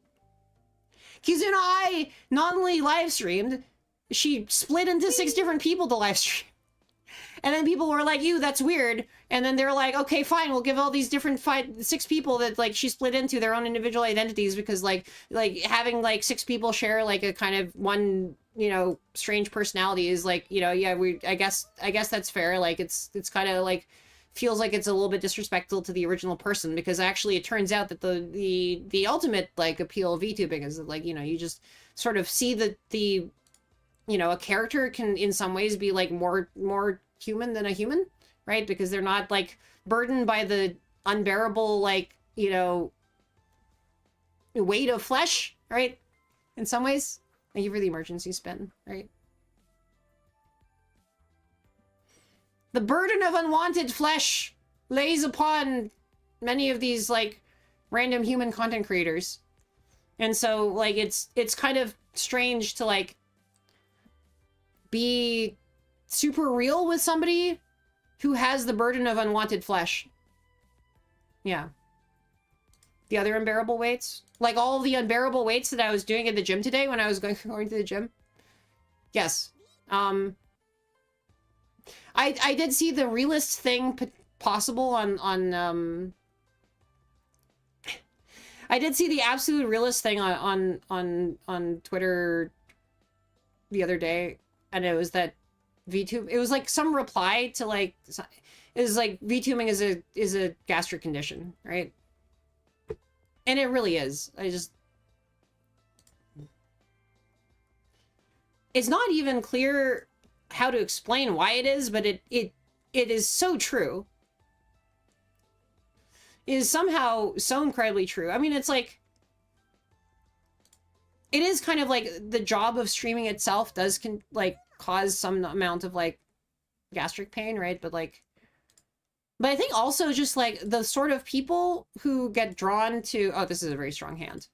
The sort of people who get drawn to it are the sort of people who are also probably prone to get gastric conditions and would normally not really be putting themselves on the internet except for, you know, the ability to do this, right? Like, we're just getting a whole new, like,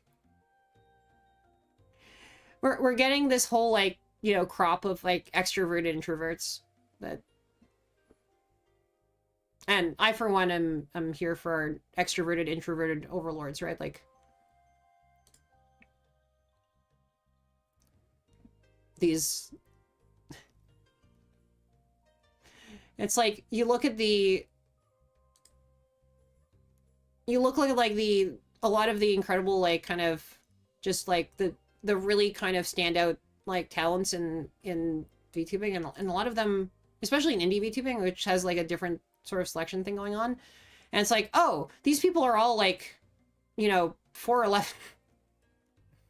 You're a pervert. Well, there's a place for you, too, here. And, which is, again, what I was saying, like, it's like, you know, we're all deciding what we look like. We have freedom of form. And, like, that freedom of form means that, like, you know, I think, like, a lot of VTubers who are not what you would consider, like, adult creators, right? They're not lewd tubers, or they're not, like, you know, they're not what in any other case would be considered, like, you know, lewd, you know, content creators, right? Their everyday content is just completely, like, you know, just regular, you know, non-sexual, oh, okay, this is, I'm not lost yet, but I've been hit pretty hard by this round. This is a good hand, though. This is a weirdly good hand. No, but that's the thing, right? Like, it's just, you know, somebody can, like, actually engage with the lewd art of their character, which is, like, represents them in a way that, like, it would be very, very weird to, like, see people, like, kind of do that with, like, lewd art of a human creator, right? I don't know that, like, it would send so many, like, weird messages to, like, have somebody, like, commission lewd art of, like, a person, who has a YouTube channel that is not primarily, like, about, you know, just, like, if they have fun playing games and, like, somebody commissions lewd art of them, or and so also they're human, so, like, you know, the art is, like, a lot closer to the VTuber than it is to a human, right? Because if you have a drawing of a person, well, that's a drawing of a person. That's not, like it's almost like every art piece of a VTuber is, like, sort of like the weird wholesome equivalent of a deepfake.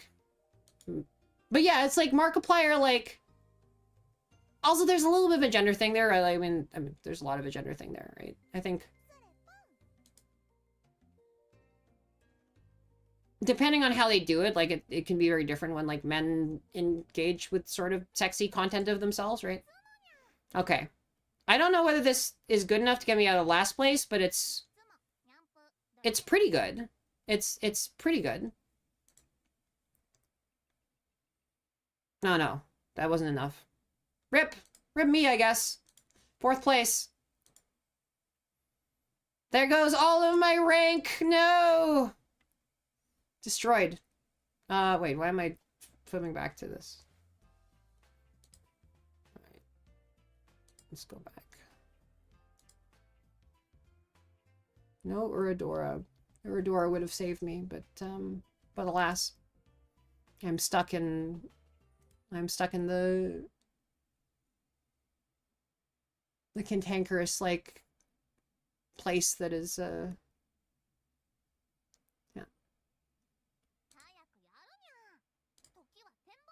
How's everyone doing, by the way? How's everybody's day been? I should ask that. Day? Night? What time zone? What time is it for everybody? The sun is coming up here. I kind of moved to the East Coast, but then, like, remained on Pacific DGen time, so I'm, like, on Pacific Hyper DGen time now, right? Like, and for a while it was, like, not entirely clear when I should stream because I was trying to make an attempt to, like, return to something resembling a quote-unquote normal sleep schedule, but I figure, like, any sleep schedule is a normal sleep schedule somewhere in the world, right? So I've decided to just embrace it and, like, just stream at the same time I used to, right? Like, you know, and frankly, this is EU friendly, right? 8:30 p.m. Really rough day. Or is it 8:30 p.m.? 8:30 p.m. seems like... Is that Australia? That sounds Australia. Do I toss the 5 and then, like, look for the 3? I'm sorry that your day was rough. Oh. Neat.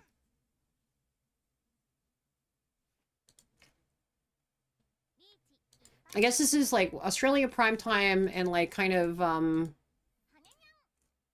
EU, like, mid-workday kind of, you know, second monitor for, like, tech workers time, right? Or not tech workers, but, you know, people who have, like, a computer in front of them, office workers, kind of, you know, the sort of people who can, like, throw something on in the background while they work on stuff, right? So it's, like, kind of a... It's kind of like a... And, you know, maybe that's... Yeah, there's work from home types, there's, like, artists, there's various different people, so it's, like... I don't think this is a bad time schedule, right? And then, like, a lot of the people who are streaming on Twitch are just, like, you know, packing into the sort of, like, end of day, like, evening time. But, like, I feel like this is a little bit of, like, it's cozier. It's nicer. I find it kind of nicer. And, you know, frankly, I just spent so much time streaming at this time beforehand that it's like, you know, I kind of like the vibe. I like the cut of the jib of the people who happen to be up right now. And also, if you watch the VOD, I like the cut of your jib too. It's fine. It's like, it's fine that you're sleeping. It's like, I'm not trying to, like, parse your vibes for your sleep schedule. It's fine. Like, you're great. You're valid. You're awesome. I just, you know, sorry, don't forgive me a little bit of, like, you know, pandering. But yeah, no, it's good. It's a good time of day. Also, you know, once I finish stream, I'm not running out for a midnight snack. I'm running out for a snack in the kind of middle of the day, lunchtime with, like, everybody else, right?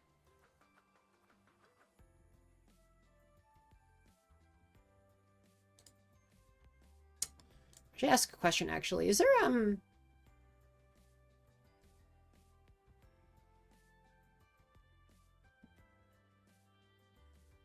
if I were to go anywhere in Australia, where should I go? Good morning. If you're saying good morning, are you kind of East Coaster? Are you in the same time zone I am? Midwest, okay. Central time? I don't even know what time it is right now. I don't know what time it is, but I do know. That's a weirdly awkward... That's a weirdly awkward thing to reach you on. I don't know whether I want to... Okay, well. If I had reached it, I would have immediately gotten the thing, presumably. Alright. Well, I cannot actually pause this game, but we do have ads coming. Ohio... Ohio gozaimasu, yeah. It's almost 4. Okay. All right. So we're kind of like in the 7 early morning kind of thing. Yeah. Well, that's reasonable. No, but yeah, expect to see more of me like around at this time. I think like you know, this is a decent time. It kind of works pretty well. I'm gonna try like put more stuff that exists at like other times of day, right? Like more community. Yeah, maybe when everyone else is having a community night, I can just have a community night at like American nighttime. So, you know, people can hang out for that and then have like stream after. Yeah.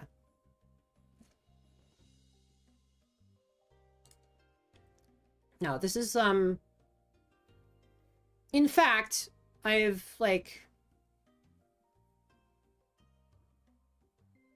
basically been turning things around to the point where I've been turning things around to the point where I actually don't know which tile to use. But other than that,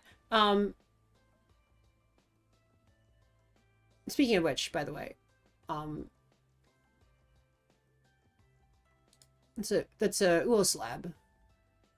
That's right. He's in Ohio, but I don't know what I mean. I guess he's not. I guess he hasn't said where he's from, and I don't actually know where he's from. But like, he's a fun guy at cons. I do have to say that, right? We have spoken about.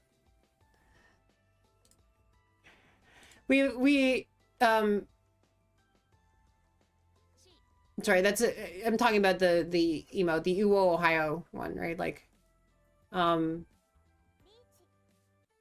feel like if you're gonna do any of the stuff that Uo does, honestly, Ohio makes a lot of sense as a place to do it. Ohio seems like a weirdly, like, you know, a strangely reckless location. Like, oh, your trial, yeah, Adge. Sorry, it would be, alas, Adge.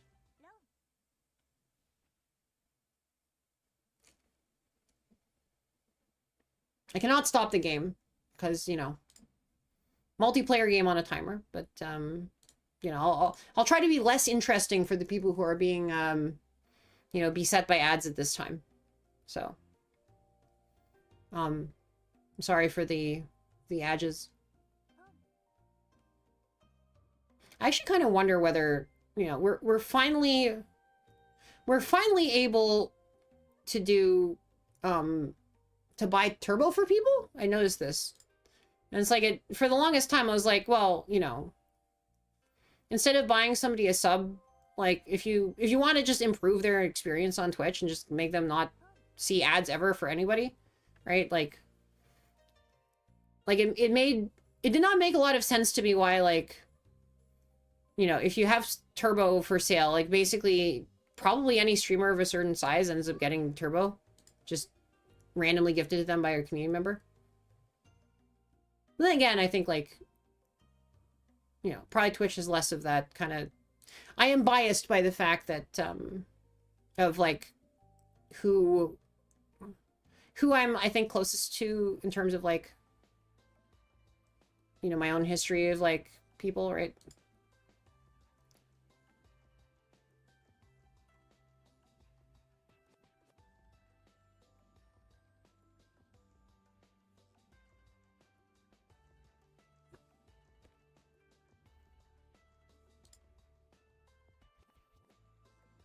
You went to, let's see. All right.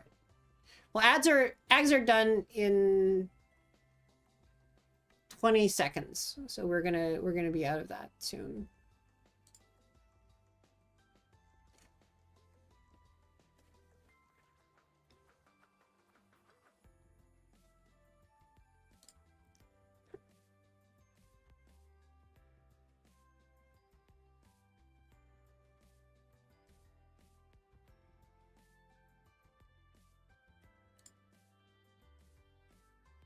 All right, we're back from ads. Now the thing is like, originally I was thinking of going to Australia to visit Baka, except then Baka moved to Japan, and then I not only visited her, but also kidnapped her to go on vacation in Korea with me too. So,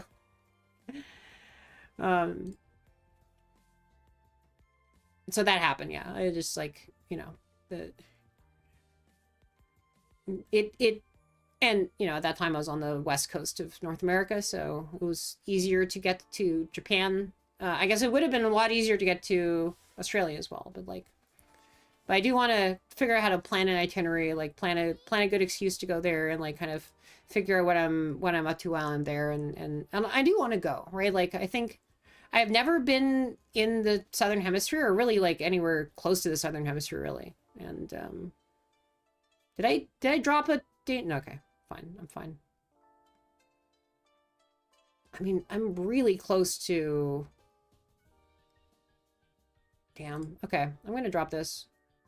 I'm just giving no fucks about this Western thing, but like, yeah. Well, I dropped the 4 and it was the 6. It was possibly also the 3. Yeah, it was the 6 and the 3, and I dropped the 4, so I guess nothing but net, I guess. Yeah. No, Western Australia is like, it's a big place.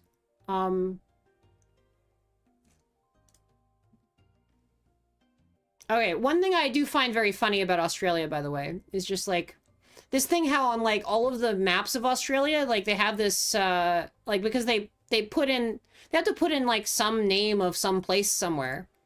And so what ends up happening is, right, that like you have this phenomenon where a ton of maps have Alice Springs and very, very, very, very, very few maps have Philadelphia on them, right? Like, and I think Philadelphia is something like 100 times the size of Alice Springs. So just because like there's nothing really of note near Alice Springs, and Philadelphia is just sandwiched in between New York and Washington, D.C., right? And it's like Washington, D.C. is the capital, New York is the largest city, and you have to put both of them down, and at any map of that scale, that means you basically don't have any room for Philadelphia. So like nobody puts Philadelphia on maps, but like Alice Springs ends up on all of the maps because it's just like, you know, what else are you going to put in the middle of Australia? It's just Alice Springs. Like, you gotta, right? But that's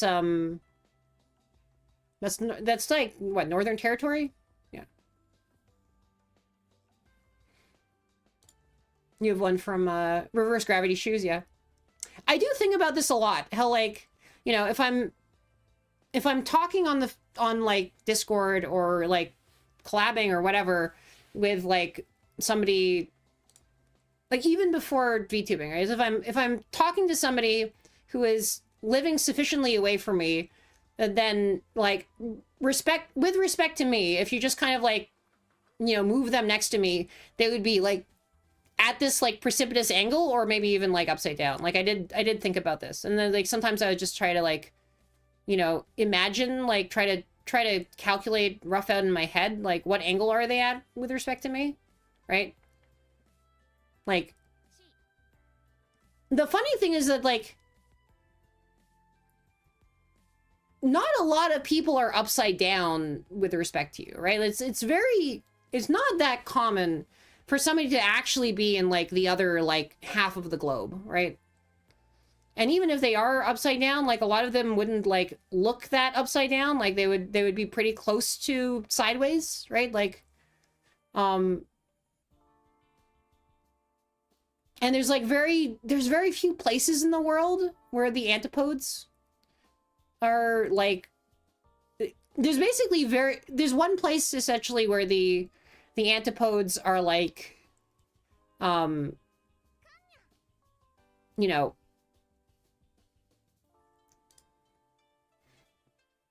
I mean, most people's like antipode, which is the other point in the world from them, is just water, right? Like I think most humans are just like reversed to water. Like there's not even that much land that like is antipodes with some other land. And then like honestly, like the easiest set of antipodes that I feel like I could easily get to is like New Zealand and Portugal, right? So if you want to make an Earth sandwich, like that's the best way to do it. It's probably like get a Portuguese person and a New Zealander and like get them to make a nurse sandwich. So. And I do, by the way, I do feel you, by the way, Abyssalite, about Western Australia and all this kind of stuff, right? But like, you have to do remember that I am a Canadian, and thus, you know, Canadians have Nunavut, which is like the largest political subdivision anywhere in the world. At least it's that might not be the case. Maybe there's some Russian political subdivision that's larger, but I believe Nunavut is certainly the largest like single member parliamentary district anywhere in the world, and it is actually like something like the second least populated one in Canada, right? Like or like third or fourth like least populated one in Canada. Like Nunavut is enormous. And I was actually looking through all of the territorial and provincial capitals of Canada, and I think the one thing that there's like two things that I was able to figure out that like I think every single one of them has in common, like every provincial and territorial capital, and then in that they all have a Royal Bank of Canada. They have a Royal Bank, right, which is the biggest banking chain, and they also all have a curling club. Like Nunavut has a curling, like Iqaluit has a curling club. So it's like, I'm pretty sure you can get a curling club in every single one of the provincial and territorial capitals. It's in between Nunavut and Saka, yeah. I do like think of like Canada is just like cold Australia in a lot of ways, right? Populations are not that far off. The population densities are very similar. You know, we both have this like kind of very vast weather inhospitable like north that is like mostly not inhabitable, and like there's a handful of people who live there for various reasons, but like, you know, and it's also sort of weirdly iconic. Like I think a lot of people think of it when, you know, even though many of us have never been there, right? Many of the people who are actually like from either of our countries don't really go to that part of the country, right? Like the inhospitable north. But then, yeah, it's like, you know, people think of, you know, there's literally a chain called Outback Steakhouse. It would be like kind of like the, you know, if you made a Canadian restaurant called Tundra, whatever, you know. And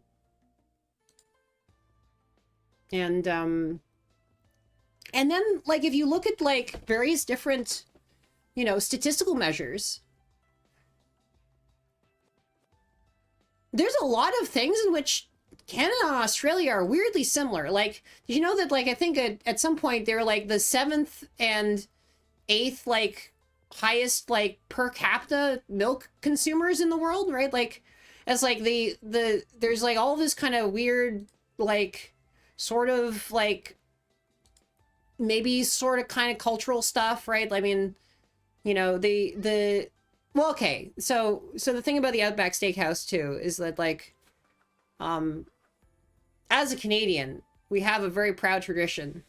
And a proud tradition, and of course, Outback Steakhouse, I think it might actually be Australian, but it's like, it's of course way more popular in America. I'm not 100% sure. I think it is, in fact, it is either American or actually Australian. I'm not 100% sure. However, in Canada, we have this like brilliant tradition, which is to create a whole bunch of chain restaurants where every single one of these chain restaurants is named for some place that is not in Canada and is also not known for the food that the chain restaurant serves. Like we have this like place called Swiss Chalet, which, you know, it's like, you know, it's trying to, you know, the name evokes a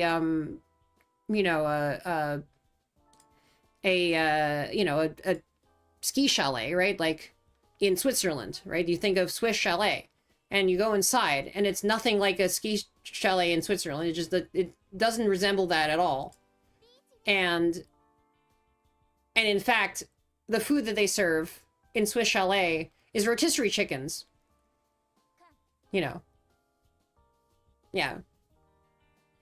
I think Tim Hortons kind of definitely was default at some point, right? Like there was an argument that it was the default, but like, yeah, we did invent Hawaiian pizza, which is a like what is it? It's a dish.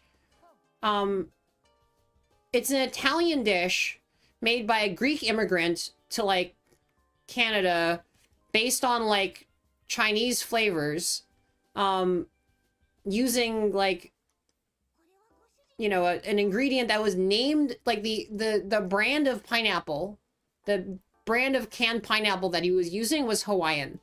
And the reason it was called Hawaiian pizza is because like literally because the brand of pineapple was Hawaiian. But the guy is actually from like Justin Bieber's hometown in Southern Ontario. So. Well, he's from Greece and then he moved to Justin Bieber's hometown in Southern Ontario. Ah. Alas, I have been wronged. I don't know why that was a... Okay. It's like, that's a huge thing. No, it's just a Mongon. Unfortunately, it's a Mongon by East, which means that we have to keep going and we have to win again. So I don't get to just like, you know, go out with... It was in fact exactly what needed to be... Alas, I have been wronged. Exactly what's been going on. Yeah. Okay, sorry. So all of these chains that are named for like some other place that is not known, like the biggest one, of course, is Boston Pizza. Which, you know, I went to Boston Pizza, and Boston Pizza is as the brochure or as the menu like insert like tells you, is named for a city that the like immigrant founder wanted to go to one day, right? But instead he ended up in like, you know, I think Calgary or something like that, right? He ended up in Canada, but it's like, I'd love to go to Boston someday, so I'm gonna name my restaurant aspirationally over this place that I'd love to go to.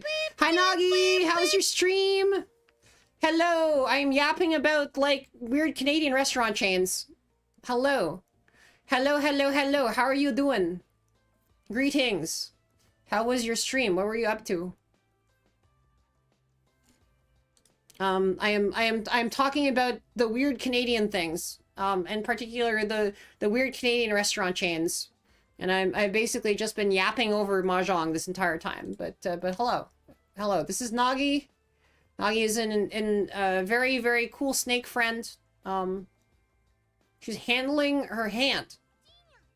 Was this a hand cam or is this a what manner of thing? A shitty game. I love this actually. Like what's really fun, by the way, is like when you ask like what's up with a particular stream or whatever, it's like, okay, well, what were you up to? And then I get basically like the Sphinx riddles, right? Like, you know, chat gives you like it's like, it was the shitty game. It was the handling of the hand. And it's like, it's a number of jokes about like the game that you guys come from and you've seen. And then it's like, okay, well, you know, if you must know the game that was played, then answer me my riddles 3. Which is very fun. I do like that. I'm gonna twist in the wind until I actually find out what game it was. But I'm gonna just like be doing some sort of a whole bunch of like, you know, endless bizarre speculation. But yeah, how you been doing? What's up? What is up in Snakeland? You are tired, but you had to play some decrepit ass game. Is this like some sort of like roulette thing where it's like, or some itch.io thing that it's like, it was just bad, like it was just, it's not of note, like I would have never, is this something I would have heard of? Or is this just, you know? Decrepit is an incredible way of like saying what a game is, by the way. There's a dude pregnant with bees, and exploded. The sky is up. Yes, it is true. The sky is also down because we're talking about Australia and like the differences between Australia and Canada. You buy in a bundle with a very good game. And it's like, here you go, Nagi. Here are your caviar and turds. Caput mortem. Okay, I see.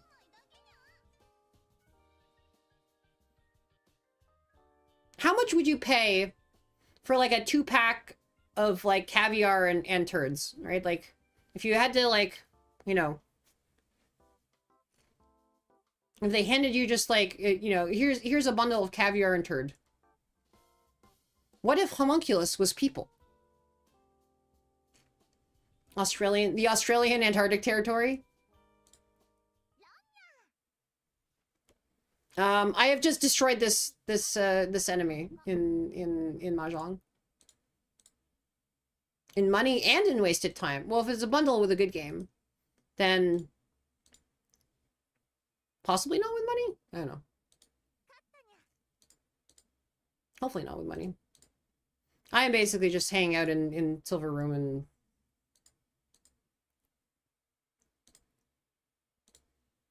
Are you all homunculi? Yeah. The Australian Antarctic Territory would be pretty interesting. I think one day... Oh shit, it's VTubers. I mean, they're not really VTubers. They're like cat people and whatever. You are the screaming homunculus. We're sure this is not just like an adaptation of Full Metal Alchemist, right? I don't know.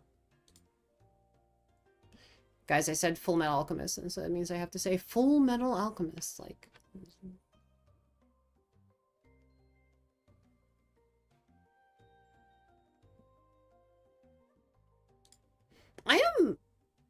I'm a little bit... I'm kind of partial, actually, to, like... The ending they wrote for the original anime. I mean, I like where the manga went with it, but, like... I think, like, they made some interesting creative decisions. I do like this sort of... Yeah. They could have copied the Full Metal Alchemist story. I mean, like, they should just do what everyone does and just copy Journey to the West. Right? Just, if you're just writing a story, just make it Journey to the West, and then, like, it'll just... It's everybody loves Journey to the West. Is the Odyssey Journey to the West? I actually don't know which direction he was going.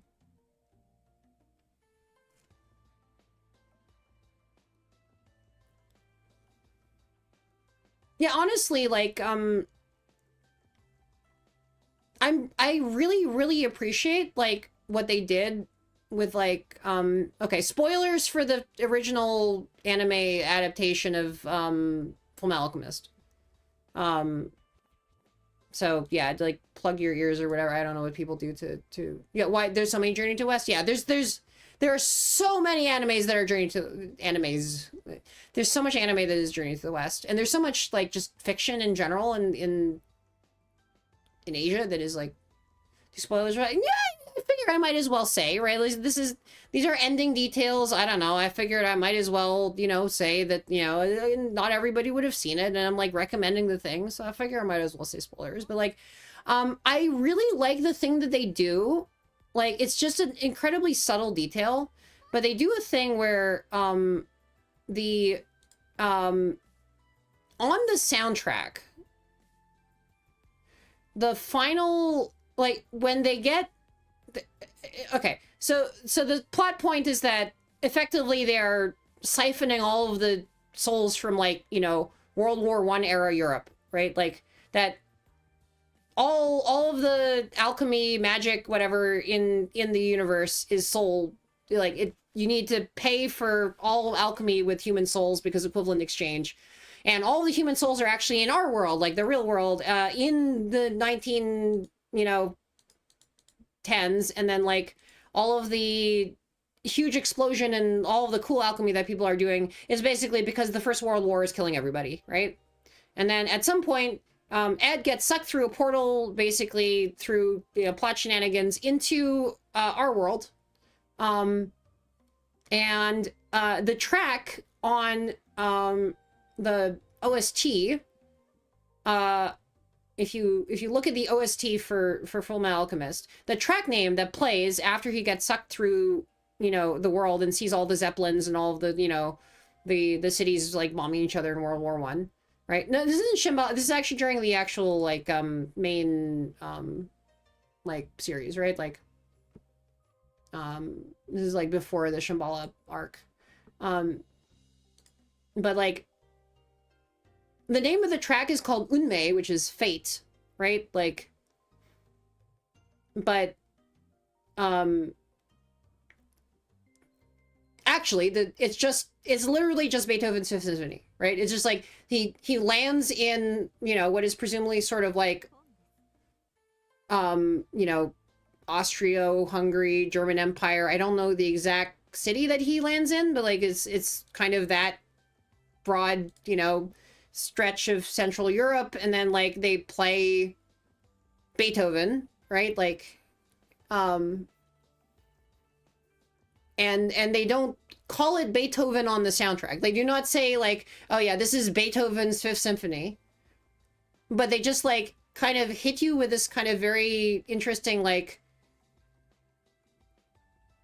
you know, the music is so incredibly out of place because it is like in like, because we know it, right? Like it kind of implies too that like just that decision to do that, right? Like implies that all of the music that we've heard leading up to there is kind of like the musical stylings, at least, if not the literal music of the world that Full Metal Alchemist takes place in, right? Like it's like, ah, yeah, this is like just what Amestrian music sounds like. Like this is, all of the BGMs are like Amestris style classical music, and then we go to actually the real world, and we get this, you know, European classical music, right? Like, you know, this like, and we're in, you know, Europe instead of Amestris, and like, but, you know, this is still not, you know, we're not putting this in as Beethoven's Fifth, so we're not calling it Beethoven's Fifth on the soundtrack, but this is just like,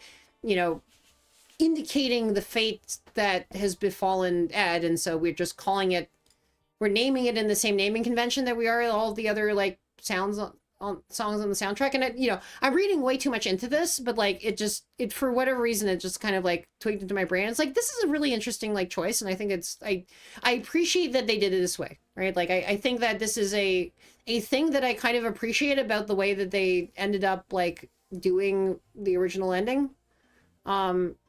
I did like a lot of the music of that, right? Like I think I like the I like Dante, the villain's theme, right? And I particularly like the way that they, well, yeah, well, it's the diegetic thing, right? Like the diegetic is just the word for like, if the music is real, like in the, and it's like not diegetic because it's clearly background music, right? Like, but the idea is, I guess, that you would use just music that was lying around rather than like, you know, okay. So if you work of fiction, right? Like, you know, our real lives don't really have background music, but I guess if you think about it, like, you know, if you set a lot of movies that are set in a sort of relatively modern setting will just have pop music that just plays in the background, right? And I guess Beethoven's Fifth was in the pop music of its day, right? Like that would have been a recognizable pop tune that like people would have heard and been like, oh yes, this is like the latest bangers at the down at the Festhall, or what. I actually don't know what German is for. I don't know where Beethoven would have been, the orchestra hall. I don't know. Just like yeah, it's like the stuff that's like all this sort of like classical, like highbrow erudite stuff. Like a lot of it's just the weird pop culture that had memes, like all the kind of stuff, right? Like what always gets me is that if you listen to like the Iliad on audiobook, each of the chapters or books or whatever you call it of the Iliad is, when it's spoken, right, when it's read out, it's, I think, something like around like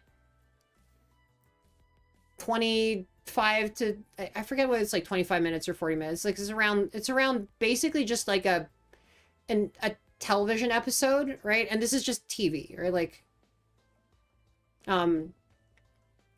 because the way that you would experience like the Iliad is like in weekly performances down at the town square by some person who like reads it out to you in this like really like kind of fun, like dramatic sort of, I don't know, like I threw a yaku out of the sky. Yeah, but like you basically have somebody perform it, and it's like the TV, right? You go down to the town square and you watch on the next episode, and they also have like the sort of like very sort of recappy type of like beginnings that makes like reading the book like flows in a strange way. But if you just see it as like previously on the Iliad, we come now to like, Hector is doing blah, blah, blah, it's like you got, it's like this, it's episodes. It's just like, it's fucking anime. It's just, ancient Greek anime. Anyway, basically, I'm just saying it's all been anime. It's like it's all one big like. It's the big fictoglob. It's the giant fictoglob. And we've always done, we've always had our like trash television, right? Like or just kind of like popcorn, like just go down and catch the latest episode on the telly, except the telly is the guy who tells you. Sorry, what's the confusion? No, let me know. Let me know what you...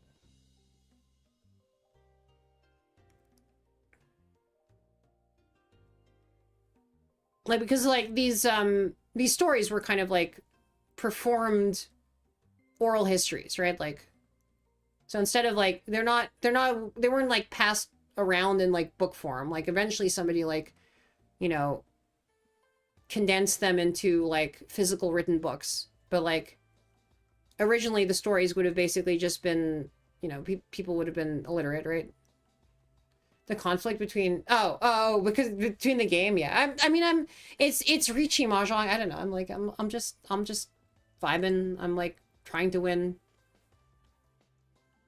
But not very hard. Like I'm playing in ways that are not super.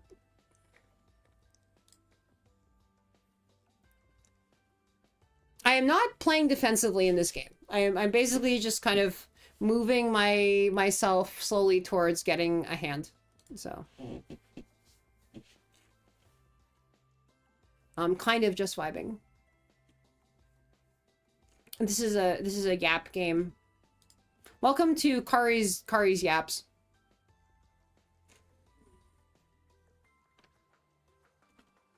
We are yapping tonight. Today. The shrimp yaps. I'm the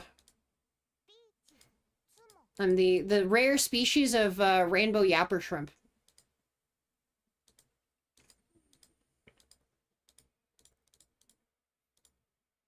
And I think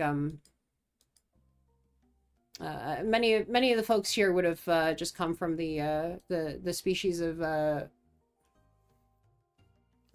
white-crested yapper white-crested yapper snake, yapper serpent. It's like a shiny, the yapper shrimp, yes. Mm-hmm. Of course I'm shiny. I'm very shiny. Look at me shine! There. And yes, I know you mean Pokemon. She was raging? That is also a common activity of the snake. I feel like I'm not good at raging. You're blinded. Blinded by my radiance! Be blinded.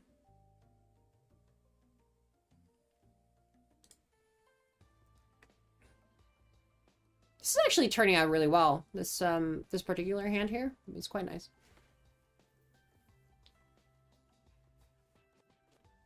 I know, we're going meta. I've decided to basically play a game that has like so little like plot or like arc, You're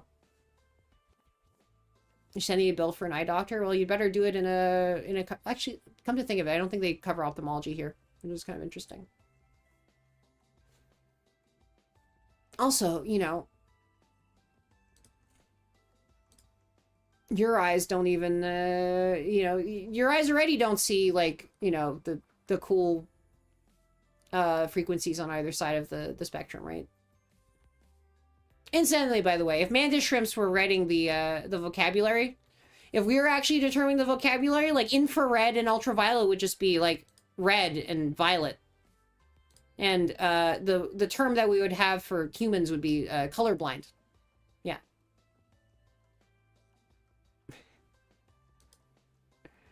Yeah, like infrared, like saying infra in front of infrared and ultra instead of in front of ultraviolet is just an admission of weakness.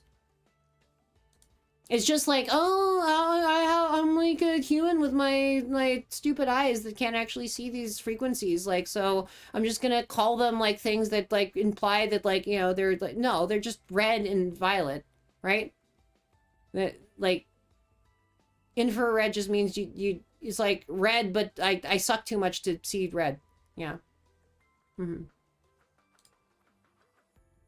Well, yeah, but like, you know, we didn't like give it the name like infrafar, right? Like,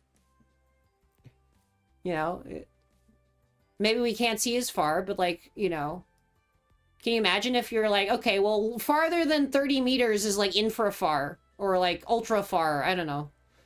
And it's like, okay, well, that's farther than you can see. It's like, what do you mean it's farther than you can see? Like, no, it's not.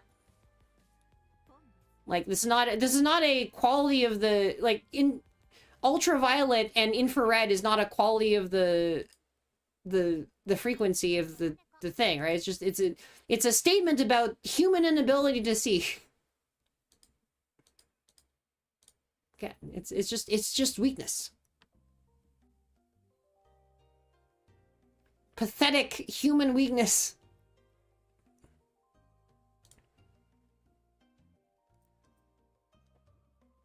Decide to fuck with the animals that... I mean, also decide to fuck with the living animals that don't have eyes, so... You know.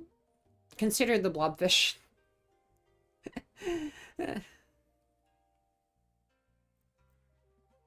You know, the blobfish is quite slandered, right? Like, I mean, the blobfish does not look like a blob...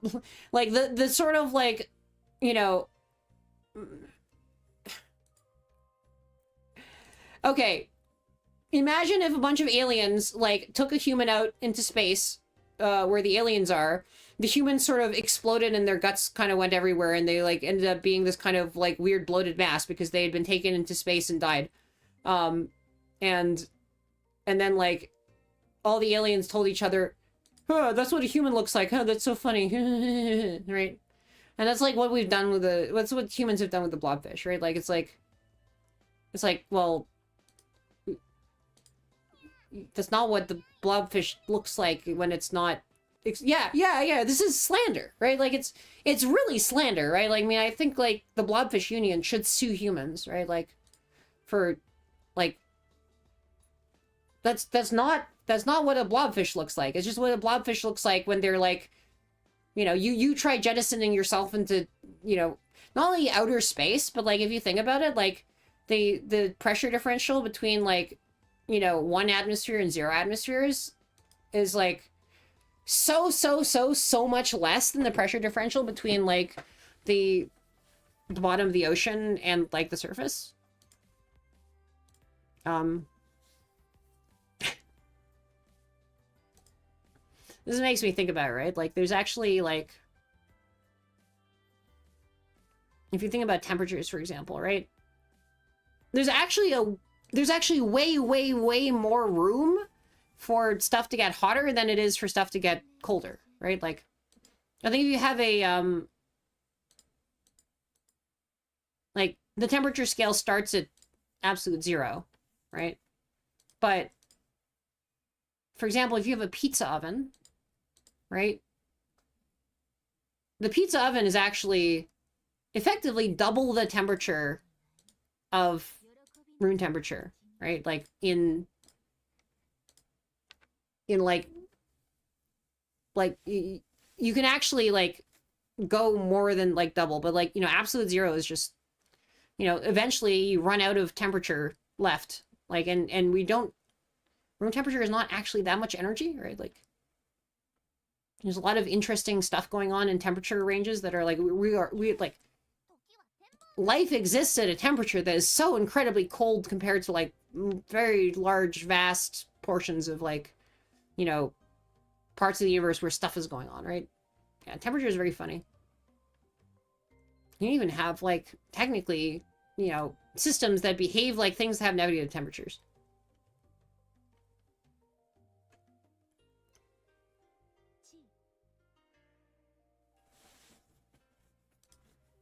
Yeah, and then they actually like, you know, they slander the albatross. Yeah. It is sort of about, I mean, atoms shaking is kind of a measure of heat, but then there's like temperature is an even weirder thing, which is like it's the tendency of things to give up heat to other things, right? Like it's which things will heat progress in which direction and what rate, right? Like it's interesting. And thank you for stopping by, Clover.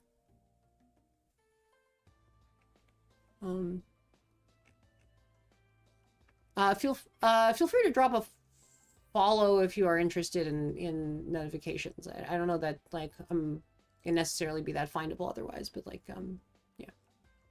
But good night. Have a good night. Also,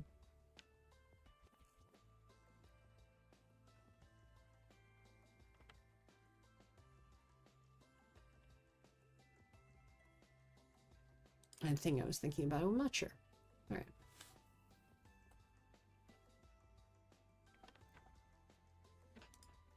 Let's see. Here's the... I'm getting to a good place with this hand, I think. I think this is a... I could have taken that one and just gone for the one here, but I think I'm gonna, like, sit on this and let it stew a little bit. We're close enough to just winning outright on this thing that, you know, I want to improve this hand a little bit. I'll see what I can do with this. Yeah, I'm gonna toss that out, and then, like, if I get either one of these two, then, you know, we're pretty go. We're golden, right?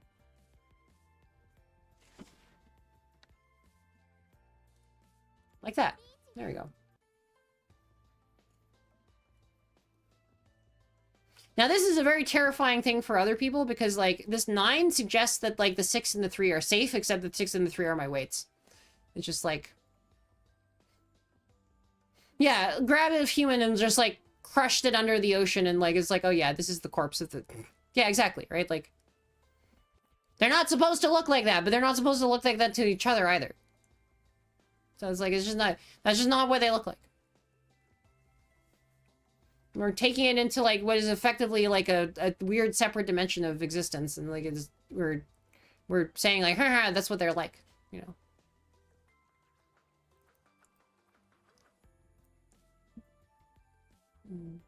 Be like, it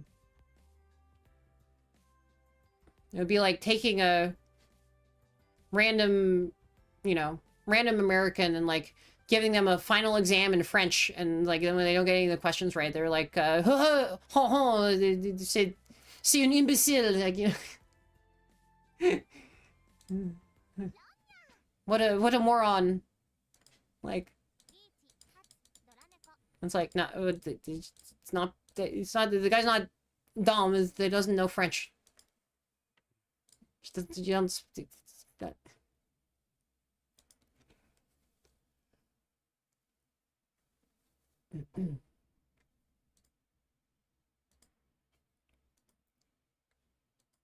Oh. It looks like that. Looks like that person is kind of out of the running. Because of the unfortunate connection problem. The heavy of the Team Fortress, yeah.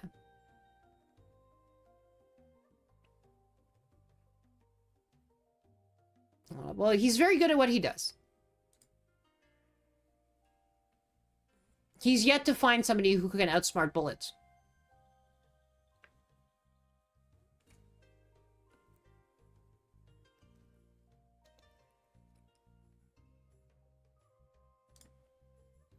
Oh, man. think was the best era of internet culture?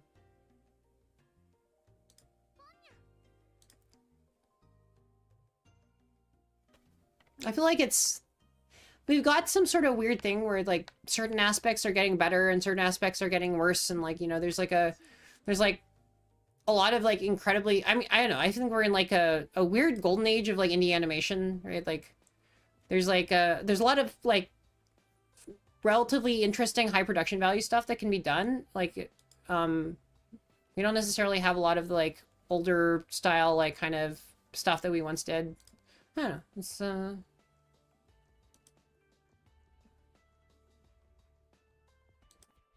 yeah, I'm not sure. The early 2000s. There is some crazy shit that like was put out on the early 2000s. Like actually, like, you know, there's a weird notion that like kind of the older something is, like the more puritanical it is. Like you just kind of like, people I think just sort of like think of, you know, themselves as the most like kind of liberated generation, and then like, you know, they think of all the other ones like that came before them as less, you know, open and free and more prudish and whatever, right? Because they just like think of themselves, yeah, it's like, it's so, yeah, it's like,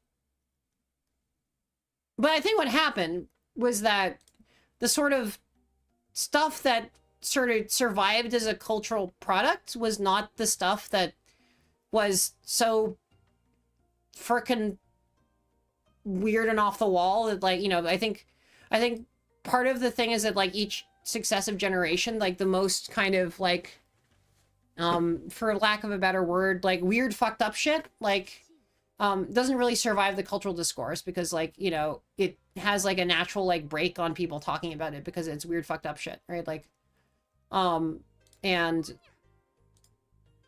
I'm not, well, yeah, I mean, in the early 2000s, you couldn't log into Facebook and witness a beheading in your feed because, like, the Facebook didn't exist, right? Like, or Facebook was just a thing that, like, you know, was for Harvard, right? So it was for, you know, Mark Zuckerberg to perv on his classmates, right? Like, yeah. You wouldn't take that away from Mark Zuckerberg, would you? Yeah. No, but like even someone like the shock sites of like the early like 2000s, right? Like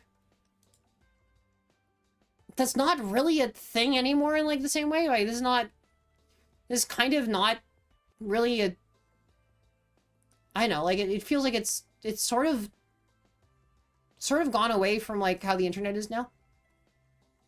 One of these days, you'll learn how mahjong. Can I teach a mahjong? In mahjong, you need to create 4 sets. 4 sets of 3 tiles, and then a pair. And so I've grabbed, you know, and sometimes you can. Okay, how do I put it? You keep trying. Okay. What do you think mahjong is? That is one way to win. No, that's unarguable. Yeah. Can you describe what you think mahjong is right now? I think it would be funny. What's your kind of zany mental model of how the fuck mahjong works?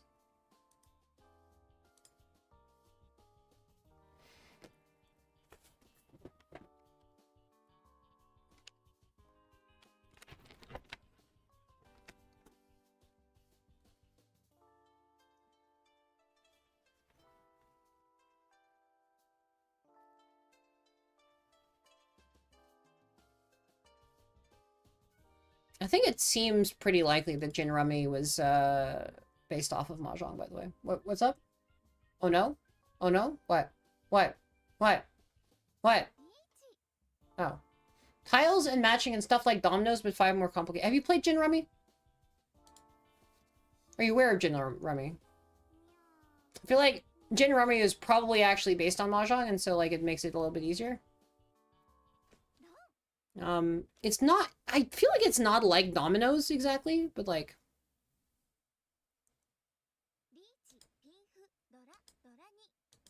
Yeah, I mean it's sort of a drafting game, kind of, right? Like, there's not the matching is not so much the big deal, right? It's sort of a deck building thing, right? Yeah.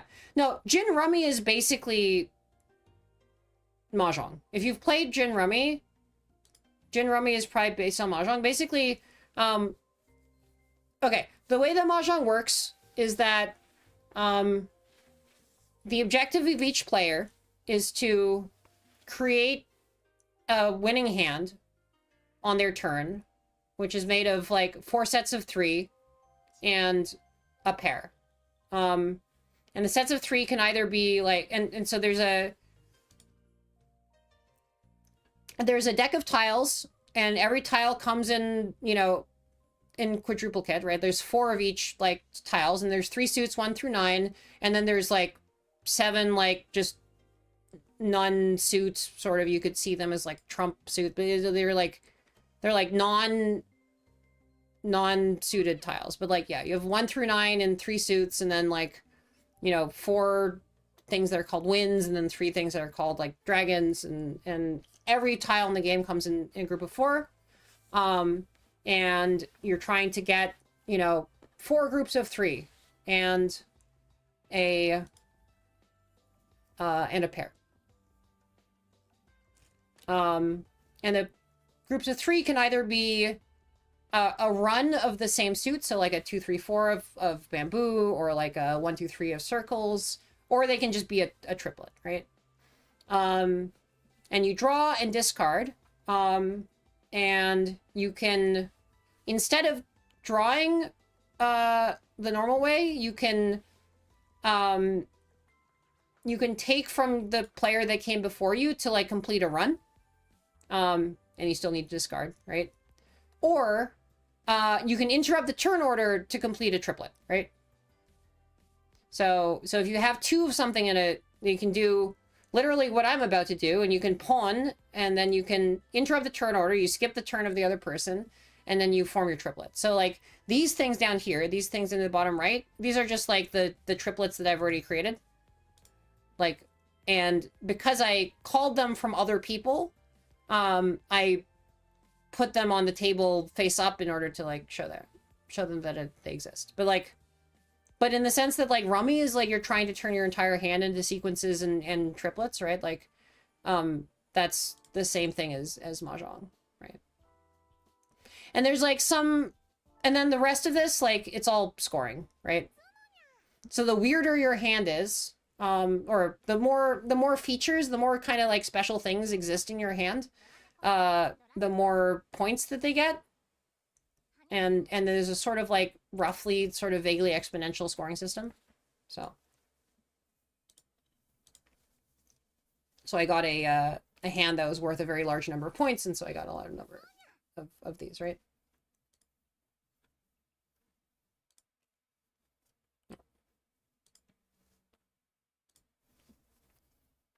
So I don't know, do you have does this kind of like give a, does that give a better sort of like sense of it, right? I mean, like if you've played Rummy, then, you know, the basic mechanic is just like draw, discard, draw, discard, draw, discard, and then sometimes you can draw from your opponent's discard. Yeah. Yeah, and then just assemble your hand into runs, same suit runs, and, you know, triplets. I think in Rummy, because you're not shuffling several decks together, except maybe in some variants, I don't know, you are, but basically, like, basically in this game, you would be removing the face cards, shuffling a bunch of decks together, and, you know. That's crazy that I'm one away. I just had to call this and then I'm one away from, like, on the first turn I'm in Tenpai. That's nuts. I could almost double reach. That's insane. And also I have my call is on a dragon, so that's already a point. So like one of the things in reaching mahjong is that you have to have at least one thing that's worth a point, like for you to win. And so like a triplet of any of the 3 dragon tiles, or either the wind corresponding to your seat, or the wind corresponding to the round, which always starts as east, right? That's always a point.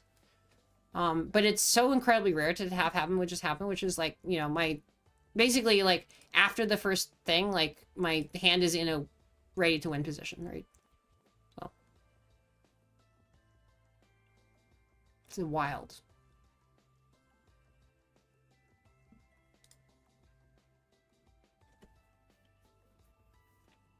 Oh, I guess the other big mechanic about this variant of like Japanese mahjong in particular, well, first of all, oh, you're gonna go lurk. Well, yeah, but if you haven't played Gin Rummy, then I feel like my explanation is like, because then I have to like explain all of Gin Rummy to you. So I'm like, I was leaning on the fact that Leocadia had played Rummy, so that's Thank you for the follow, Cod of Wisdom. Welcome, welcome, welcome. Am I learn not play again? I have a lot of stuff to fix. I had like a bunch of OBS crashes. I rebooted a bunch of stuff. All my audio sources got fucked up. I needed to reinstall my audio drivers, and so all of my audio sources got flipped around and upside down, and now they're in this state. Yeah. Mm. Hello. You did understand. Remember all the scoring combinations is like the biggest difference between is one of the biggest differences between the different variants of mahjong. And yeah, it's like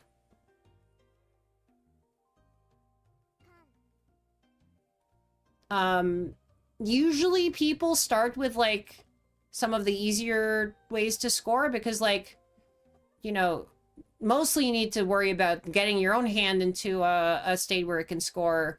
And for the most part, like, you know, there's a few that are generally easier to go to. And also, like, you know, you're building your hand towards it. So you can, like, you know, discard and draw towards a specific hand configuration. And so, like, one that is popular, right, is that one... So the 1s through 9s, right?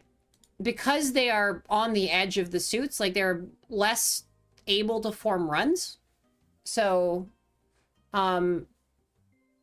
basically the 1s through 9s of each suit are treated sort of as a little bit special by like a lot of the scoring combinations in this game.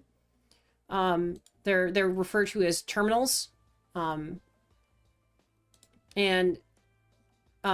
because the you know, the 4 winds, like the east, south, north, west, and the 3 dragons, cannot be used to form sequences at all.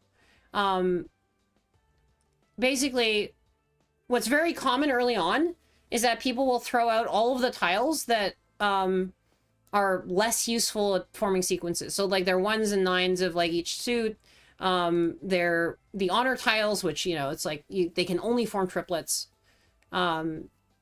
Because, like, you know, sequences are a lot easier to form than triplets.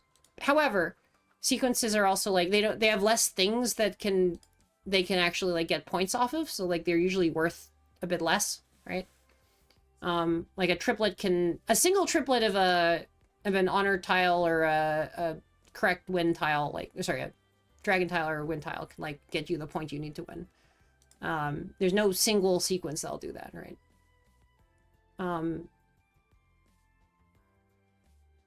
So one of the most common ways to score, right, is what's called all simples. And that's basically no terminal, so no ones, basically 2 through 8 of every suit. So if you build your entire hand out of just 2 through 8 of the suits, then that counts as a scoring thing.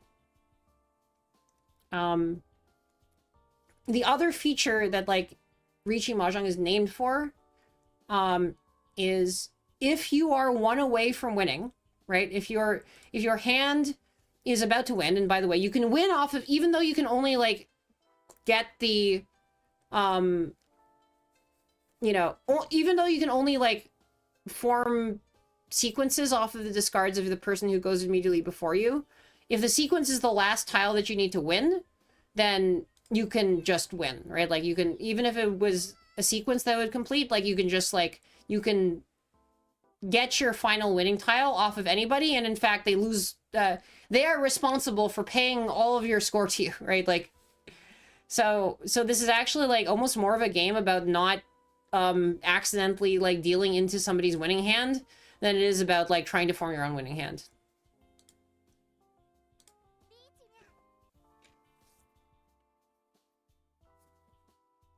But the thing I just did, which, you know, is basically, if you've not made any calls, if you've not taken anyone's discards the entire game, and you get into a state where you are 1 away from winning, then you can put down a wager of like, you know, the cheapest hand, basically. It's 1,000, so like the, you know, the shittiest hands like have a point value of 1,000.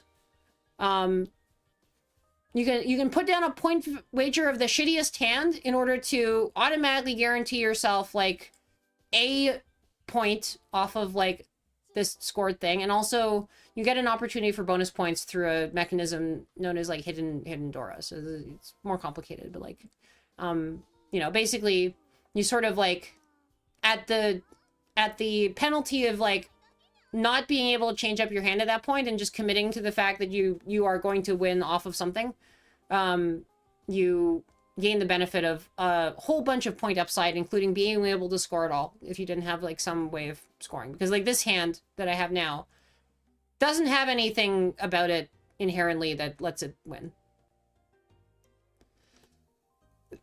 The only reason I'm able to win off of it is this like 1,000 point bet. So, and it's fun. It intimidates your enemies. You place down this this little stick, and then everybody is like, "Oh no, what the hell do they have?" And it turns out that actually, this person up here had all of our tiles that we're waiting for. Yeah. Yeah, the scoring part is like very, very different, right?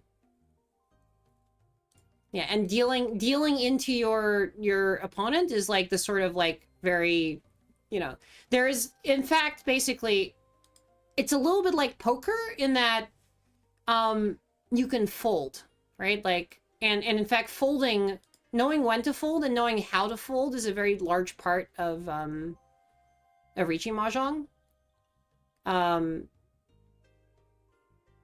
And another difference that Riichi Mahjong has with other variants of Mahjong is that instead of just like tossing your tiles randomly into the center, like you do with other variants, you stack your tiles that you have discarded. You stack your discard pile in like this very neat kind of like little like, you know, area in front of you. And basically as a sort of like anti-collusion measure, effectively, you're not allowed to win off of a tile that you've already discarded.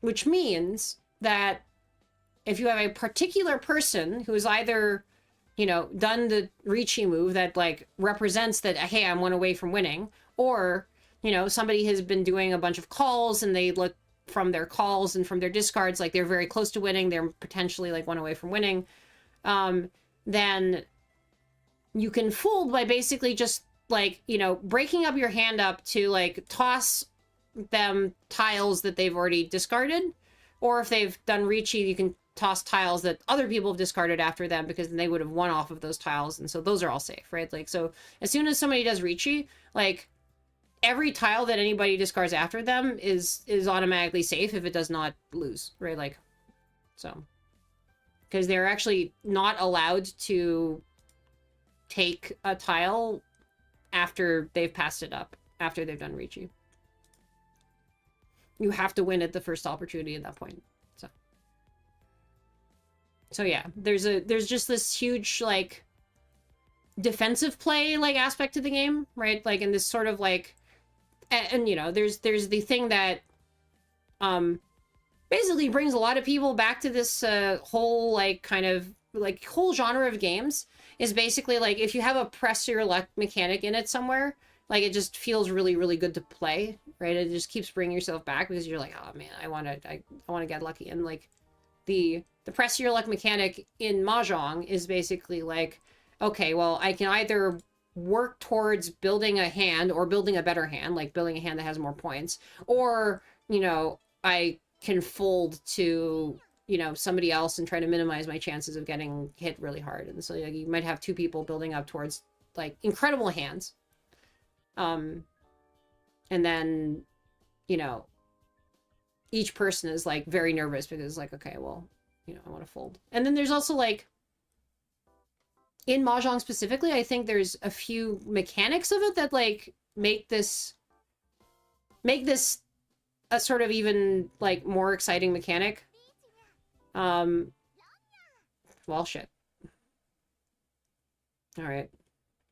Fine, I lost after, well. But it was a small hand. That was 2,000 points, right? No, but basically, like,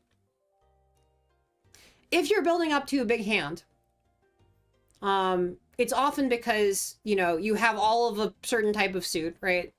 Or, you know, you've accumulated like a whole bunch of like, you know, a few types of tile, right? Which also means that like your other people have a unusually low number of whatever that type of tile is, which means that they have a high number of the other like, you know, suits of tiles or the other like honor tiles that you don't have. Which means that if you are working towards a big hand, statistically speaking, the hand size that other people potentially have, because of the, you know, tiles that you've gotten for your good hand, right, is actually higher, right? So it's like, you know, if you are actually like building towards a really, really good hand, there's a good chance that other people are more likely to have like these kind of insane, like high value hands as well. And that makes that whole press your luck thing, like, you know, really, really juicy, right? Because like the number of times that like you're building towards like one of the most like ridiculous, like, you know, there's like 13-point hands basically that are, you know, combinations that are so rare that like they automatically get you the maximum amount of points. And generally, if you're working towards one of those, it's because you've hogged all of the tiles of a certain type, and therefore, like, you know, nobody else has them, and so everyone else has, like, pretty big hands that they're also working towards, right? So it's, like, kind of a especially good press your luck mechanic. I don't know. This is why I like mahjong. But maybe I'm, Thank you for the follow, Slimeno Sosi. By OC? Wait. Slim.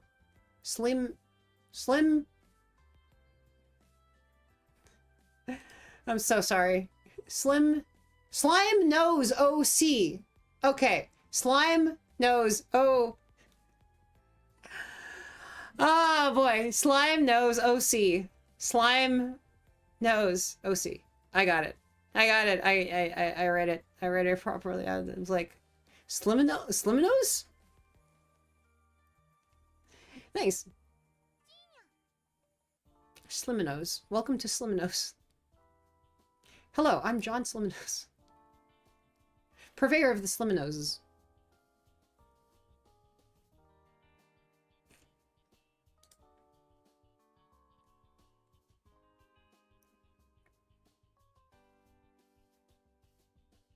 But yes, you know, this is a game that I like.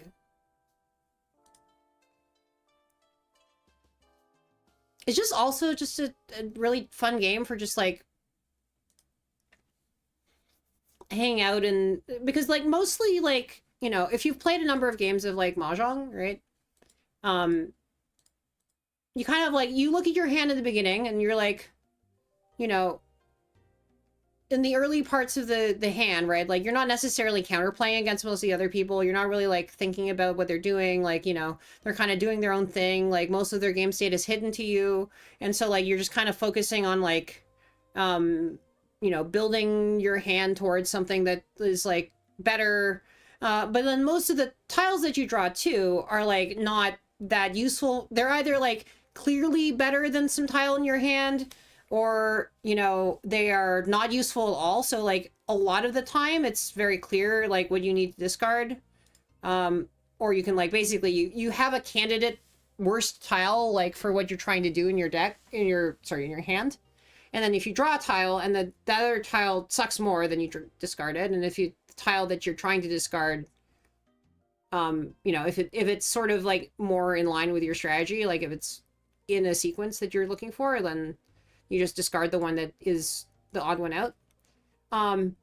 And so what this means is that for the most part, like kind of you have your strategy, but until like unless things get really intense with like people going reach or people calling and that kind of thing, like then the tension really ramps up and you're like, okay, well I need to make sure that I don't lose to this person because that's going to screw me over. And but you know, in the other parts of the game, right, it's like more casual, right? Like you get it every mahjong hand has this sort of more like chill, casual like portion at the beginning, and that's the sort of like time that you can get to know each other, right? You can just like hang out with people and like, you know, you're quietly working on. It's like you kind of like. It's like, I don't know. In some ways, like the game mechanics are kind of like attack jigsaws, right? Like, you know, you have like everybody is working on their own little like, you know, jigsaw puzzle, and then like, you know, if you put together enough of the jigsaws, then you can like, you know, build a jigsaw, like, I don't know, a missile launch platform, and then threaten and intimidate your neighbors with it. But until then, everybody's just kind of like, you know, hunkering down and working on their little jigsaws and like, you know, sharing small talk. And then it's like, okay, well, you know, Jimmy over here has built a missile platform. And so like, well, I guess we need to like be very worried about this now. And like, I don't know whether I like, you know, okay, do I try to complete my own jigsaw missile platform and launch a missile, or do I try to you know, do I try to like take down all of my like jigsaw pieces and then like build my jigsaw pieces into like a little jigsaw fort and then like protect myself from this missile? This is like the kind of like flow of mahjong, right? Like, you know, this analogy is so strained at this point. It's so, this is like so incredibly strained, right? Okay, now I want to play Attack Jigsaws. I kind of want to play that game now. I want to play a game where like, honestly, I actually don't know. Like, this is a thing, right? You could just do this. Like, you could have a video game where like, you're doing jigsaw puzzles, but then you like, you know, you put together a jigsaw puzzle of like the weapons that you need to like fire at your opponent, right? Or you could have a team game where like, you know, team jigsaws are a whole thing. And then, yeah, you could just like build arsenals and like, you could even blow up the other person's jigsaw pieces, right? Like, this would actually be pretty fun, right? Between scores, do you retain your hand? Everything gets reset. Yeah. So your hand, everything, as soon as any person wins, everything gets blown up. Everything gets ended, right? In mahjong, right? One person wins off of another person, and everything else is kaput. Yeah. Yes. Yeah, that's the thing, right? Like, you know, and then that's the thing, right? They actually talk about this in some of the tooltips in this game, right? Like, you know, you could be building to like the most insane, like, you know, unhinged, like 13-point hand. And then somebody does that all simples, like 2 to 9 thing, like that is worth just 1 point and like just ruins your day, right? Like they're like, oh, okay, you were 1 away from like the most impressive hand that exists in the game. Okay, well, you know, rip. Yes. So yes, the dropping of the jigsaw assault rifle is like totally a mechanic that exists in the game, right? And then this person is being like, ha ha ha ha ha, I'm ruining. You thought that you were one away from a thing, but like I'm ruining your day by dropping this like shitty like 2,000 point hand and winning it. And actually, I'm in last place now, and I lost. There are, in fact, a number of there is at least one mahjong, actually. They've actually put it in this game as a mode, but this is like, you know, they have like they have basically like mahjong balatro here, right? Like there's also like a separate game like called Ao Tenjo, which is like basically mahjong balatro, right? What's the okay. I think I was doing a thing where it's like, yeah, it's like, I'm not.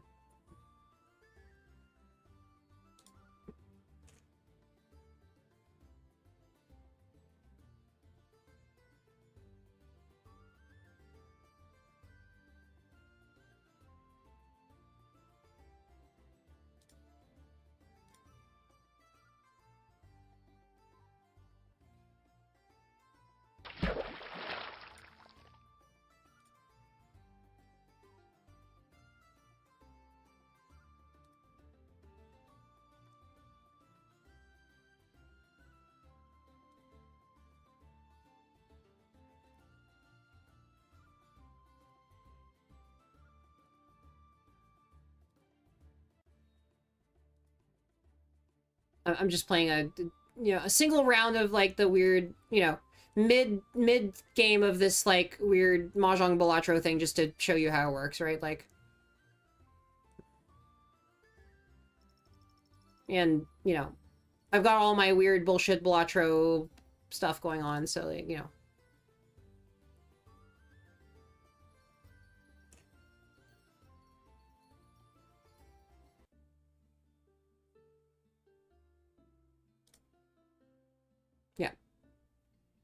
Sorry, that was my like wacky mahjong balatro stuff, and also I guess boops there, yeah. Mm-hmm.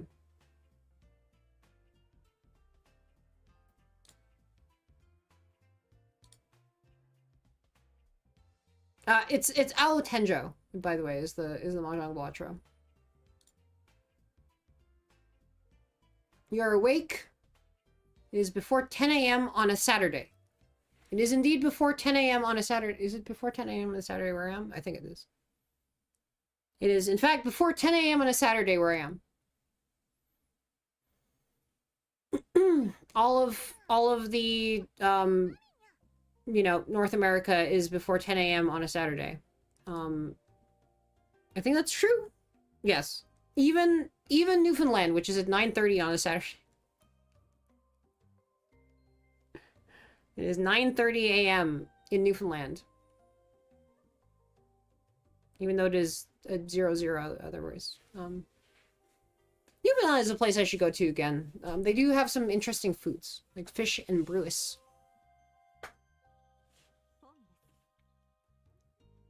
Fish and Bruce? I think, I don't know what it's spelled Brewis. I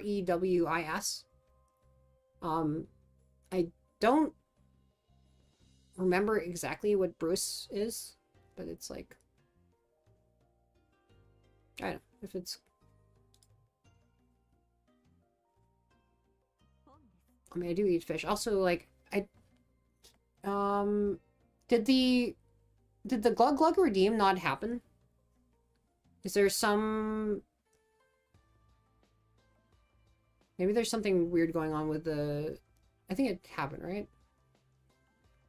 Okay. Again, I had a bunch of like OBS crashes. I installed a bunch of like drivers and that kind of stuff. Okay, it didn't go off. Okay.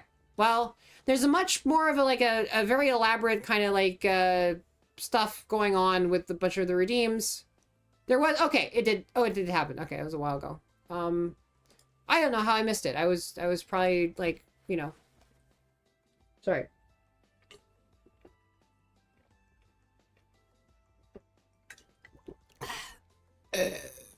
Ooh. Ooh. No, I'm hydrating, so I don't dehydrate.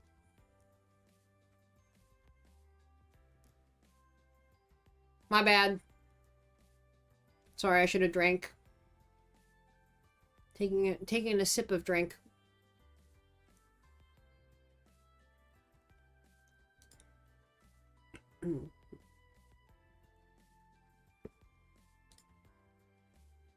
Yeah, but this is no, it's a fun game.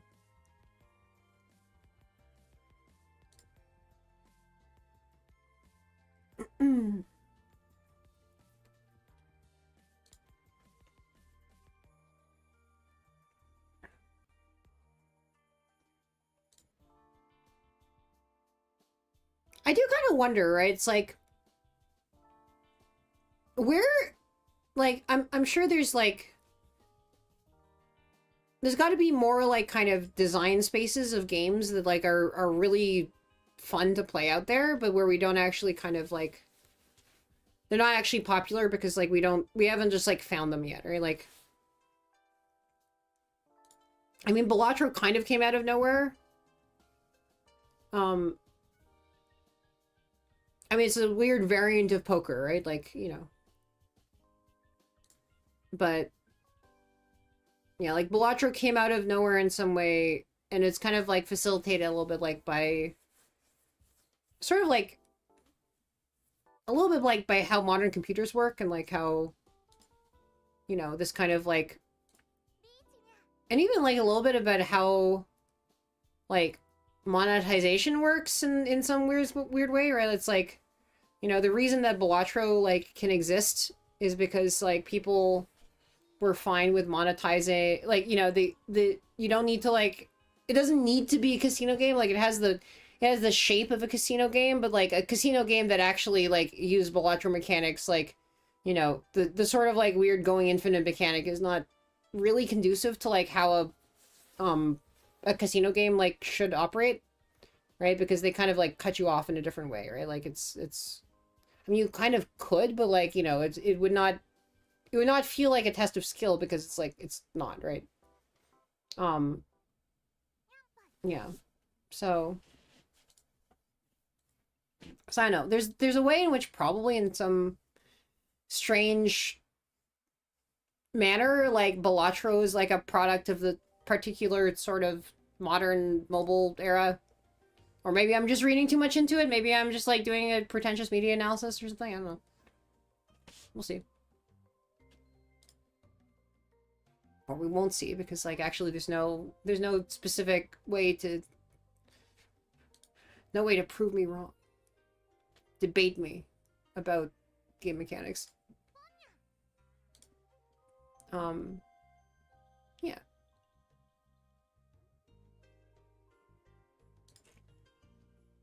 But what I always think about here, right, is just Netrunner.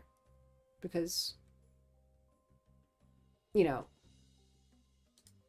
if you look at the games that exist out there, right, the sort of trading card games, you got a lot of Magic likes, you got Yu-Gi-Oh likes, and you kind of got Pokemon likes, and I think most of those, and Yu-Gi-Oh likes and Magic the Gathering likes are still, like, combat TCGs, like, you know, cards, you know, represent either things you can do, like just actions, or fighters, right? Like the idea of, like, a trading card game where your cards are not sort of like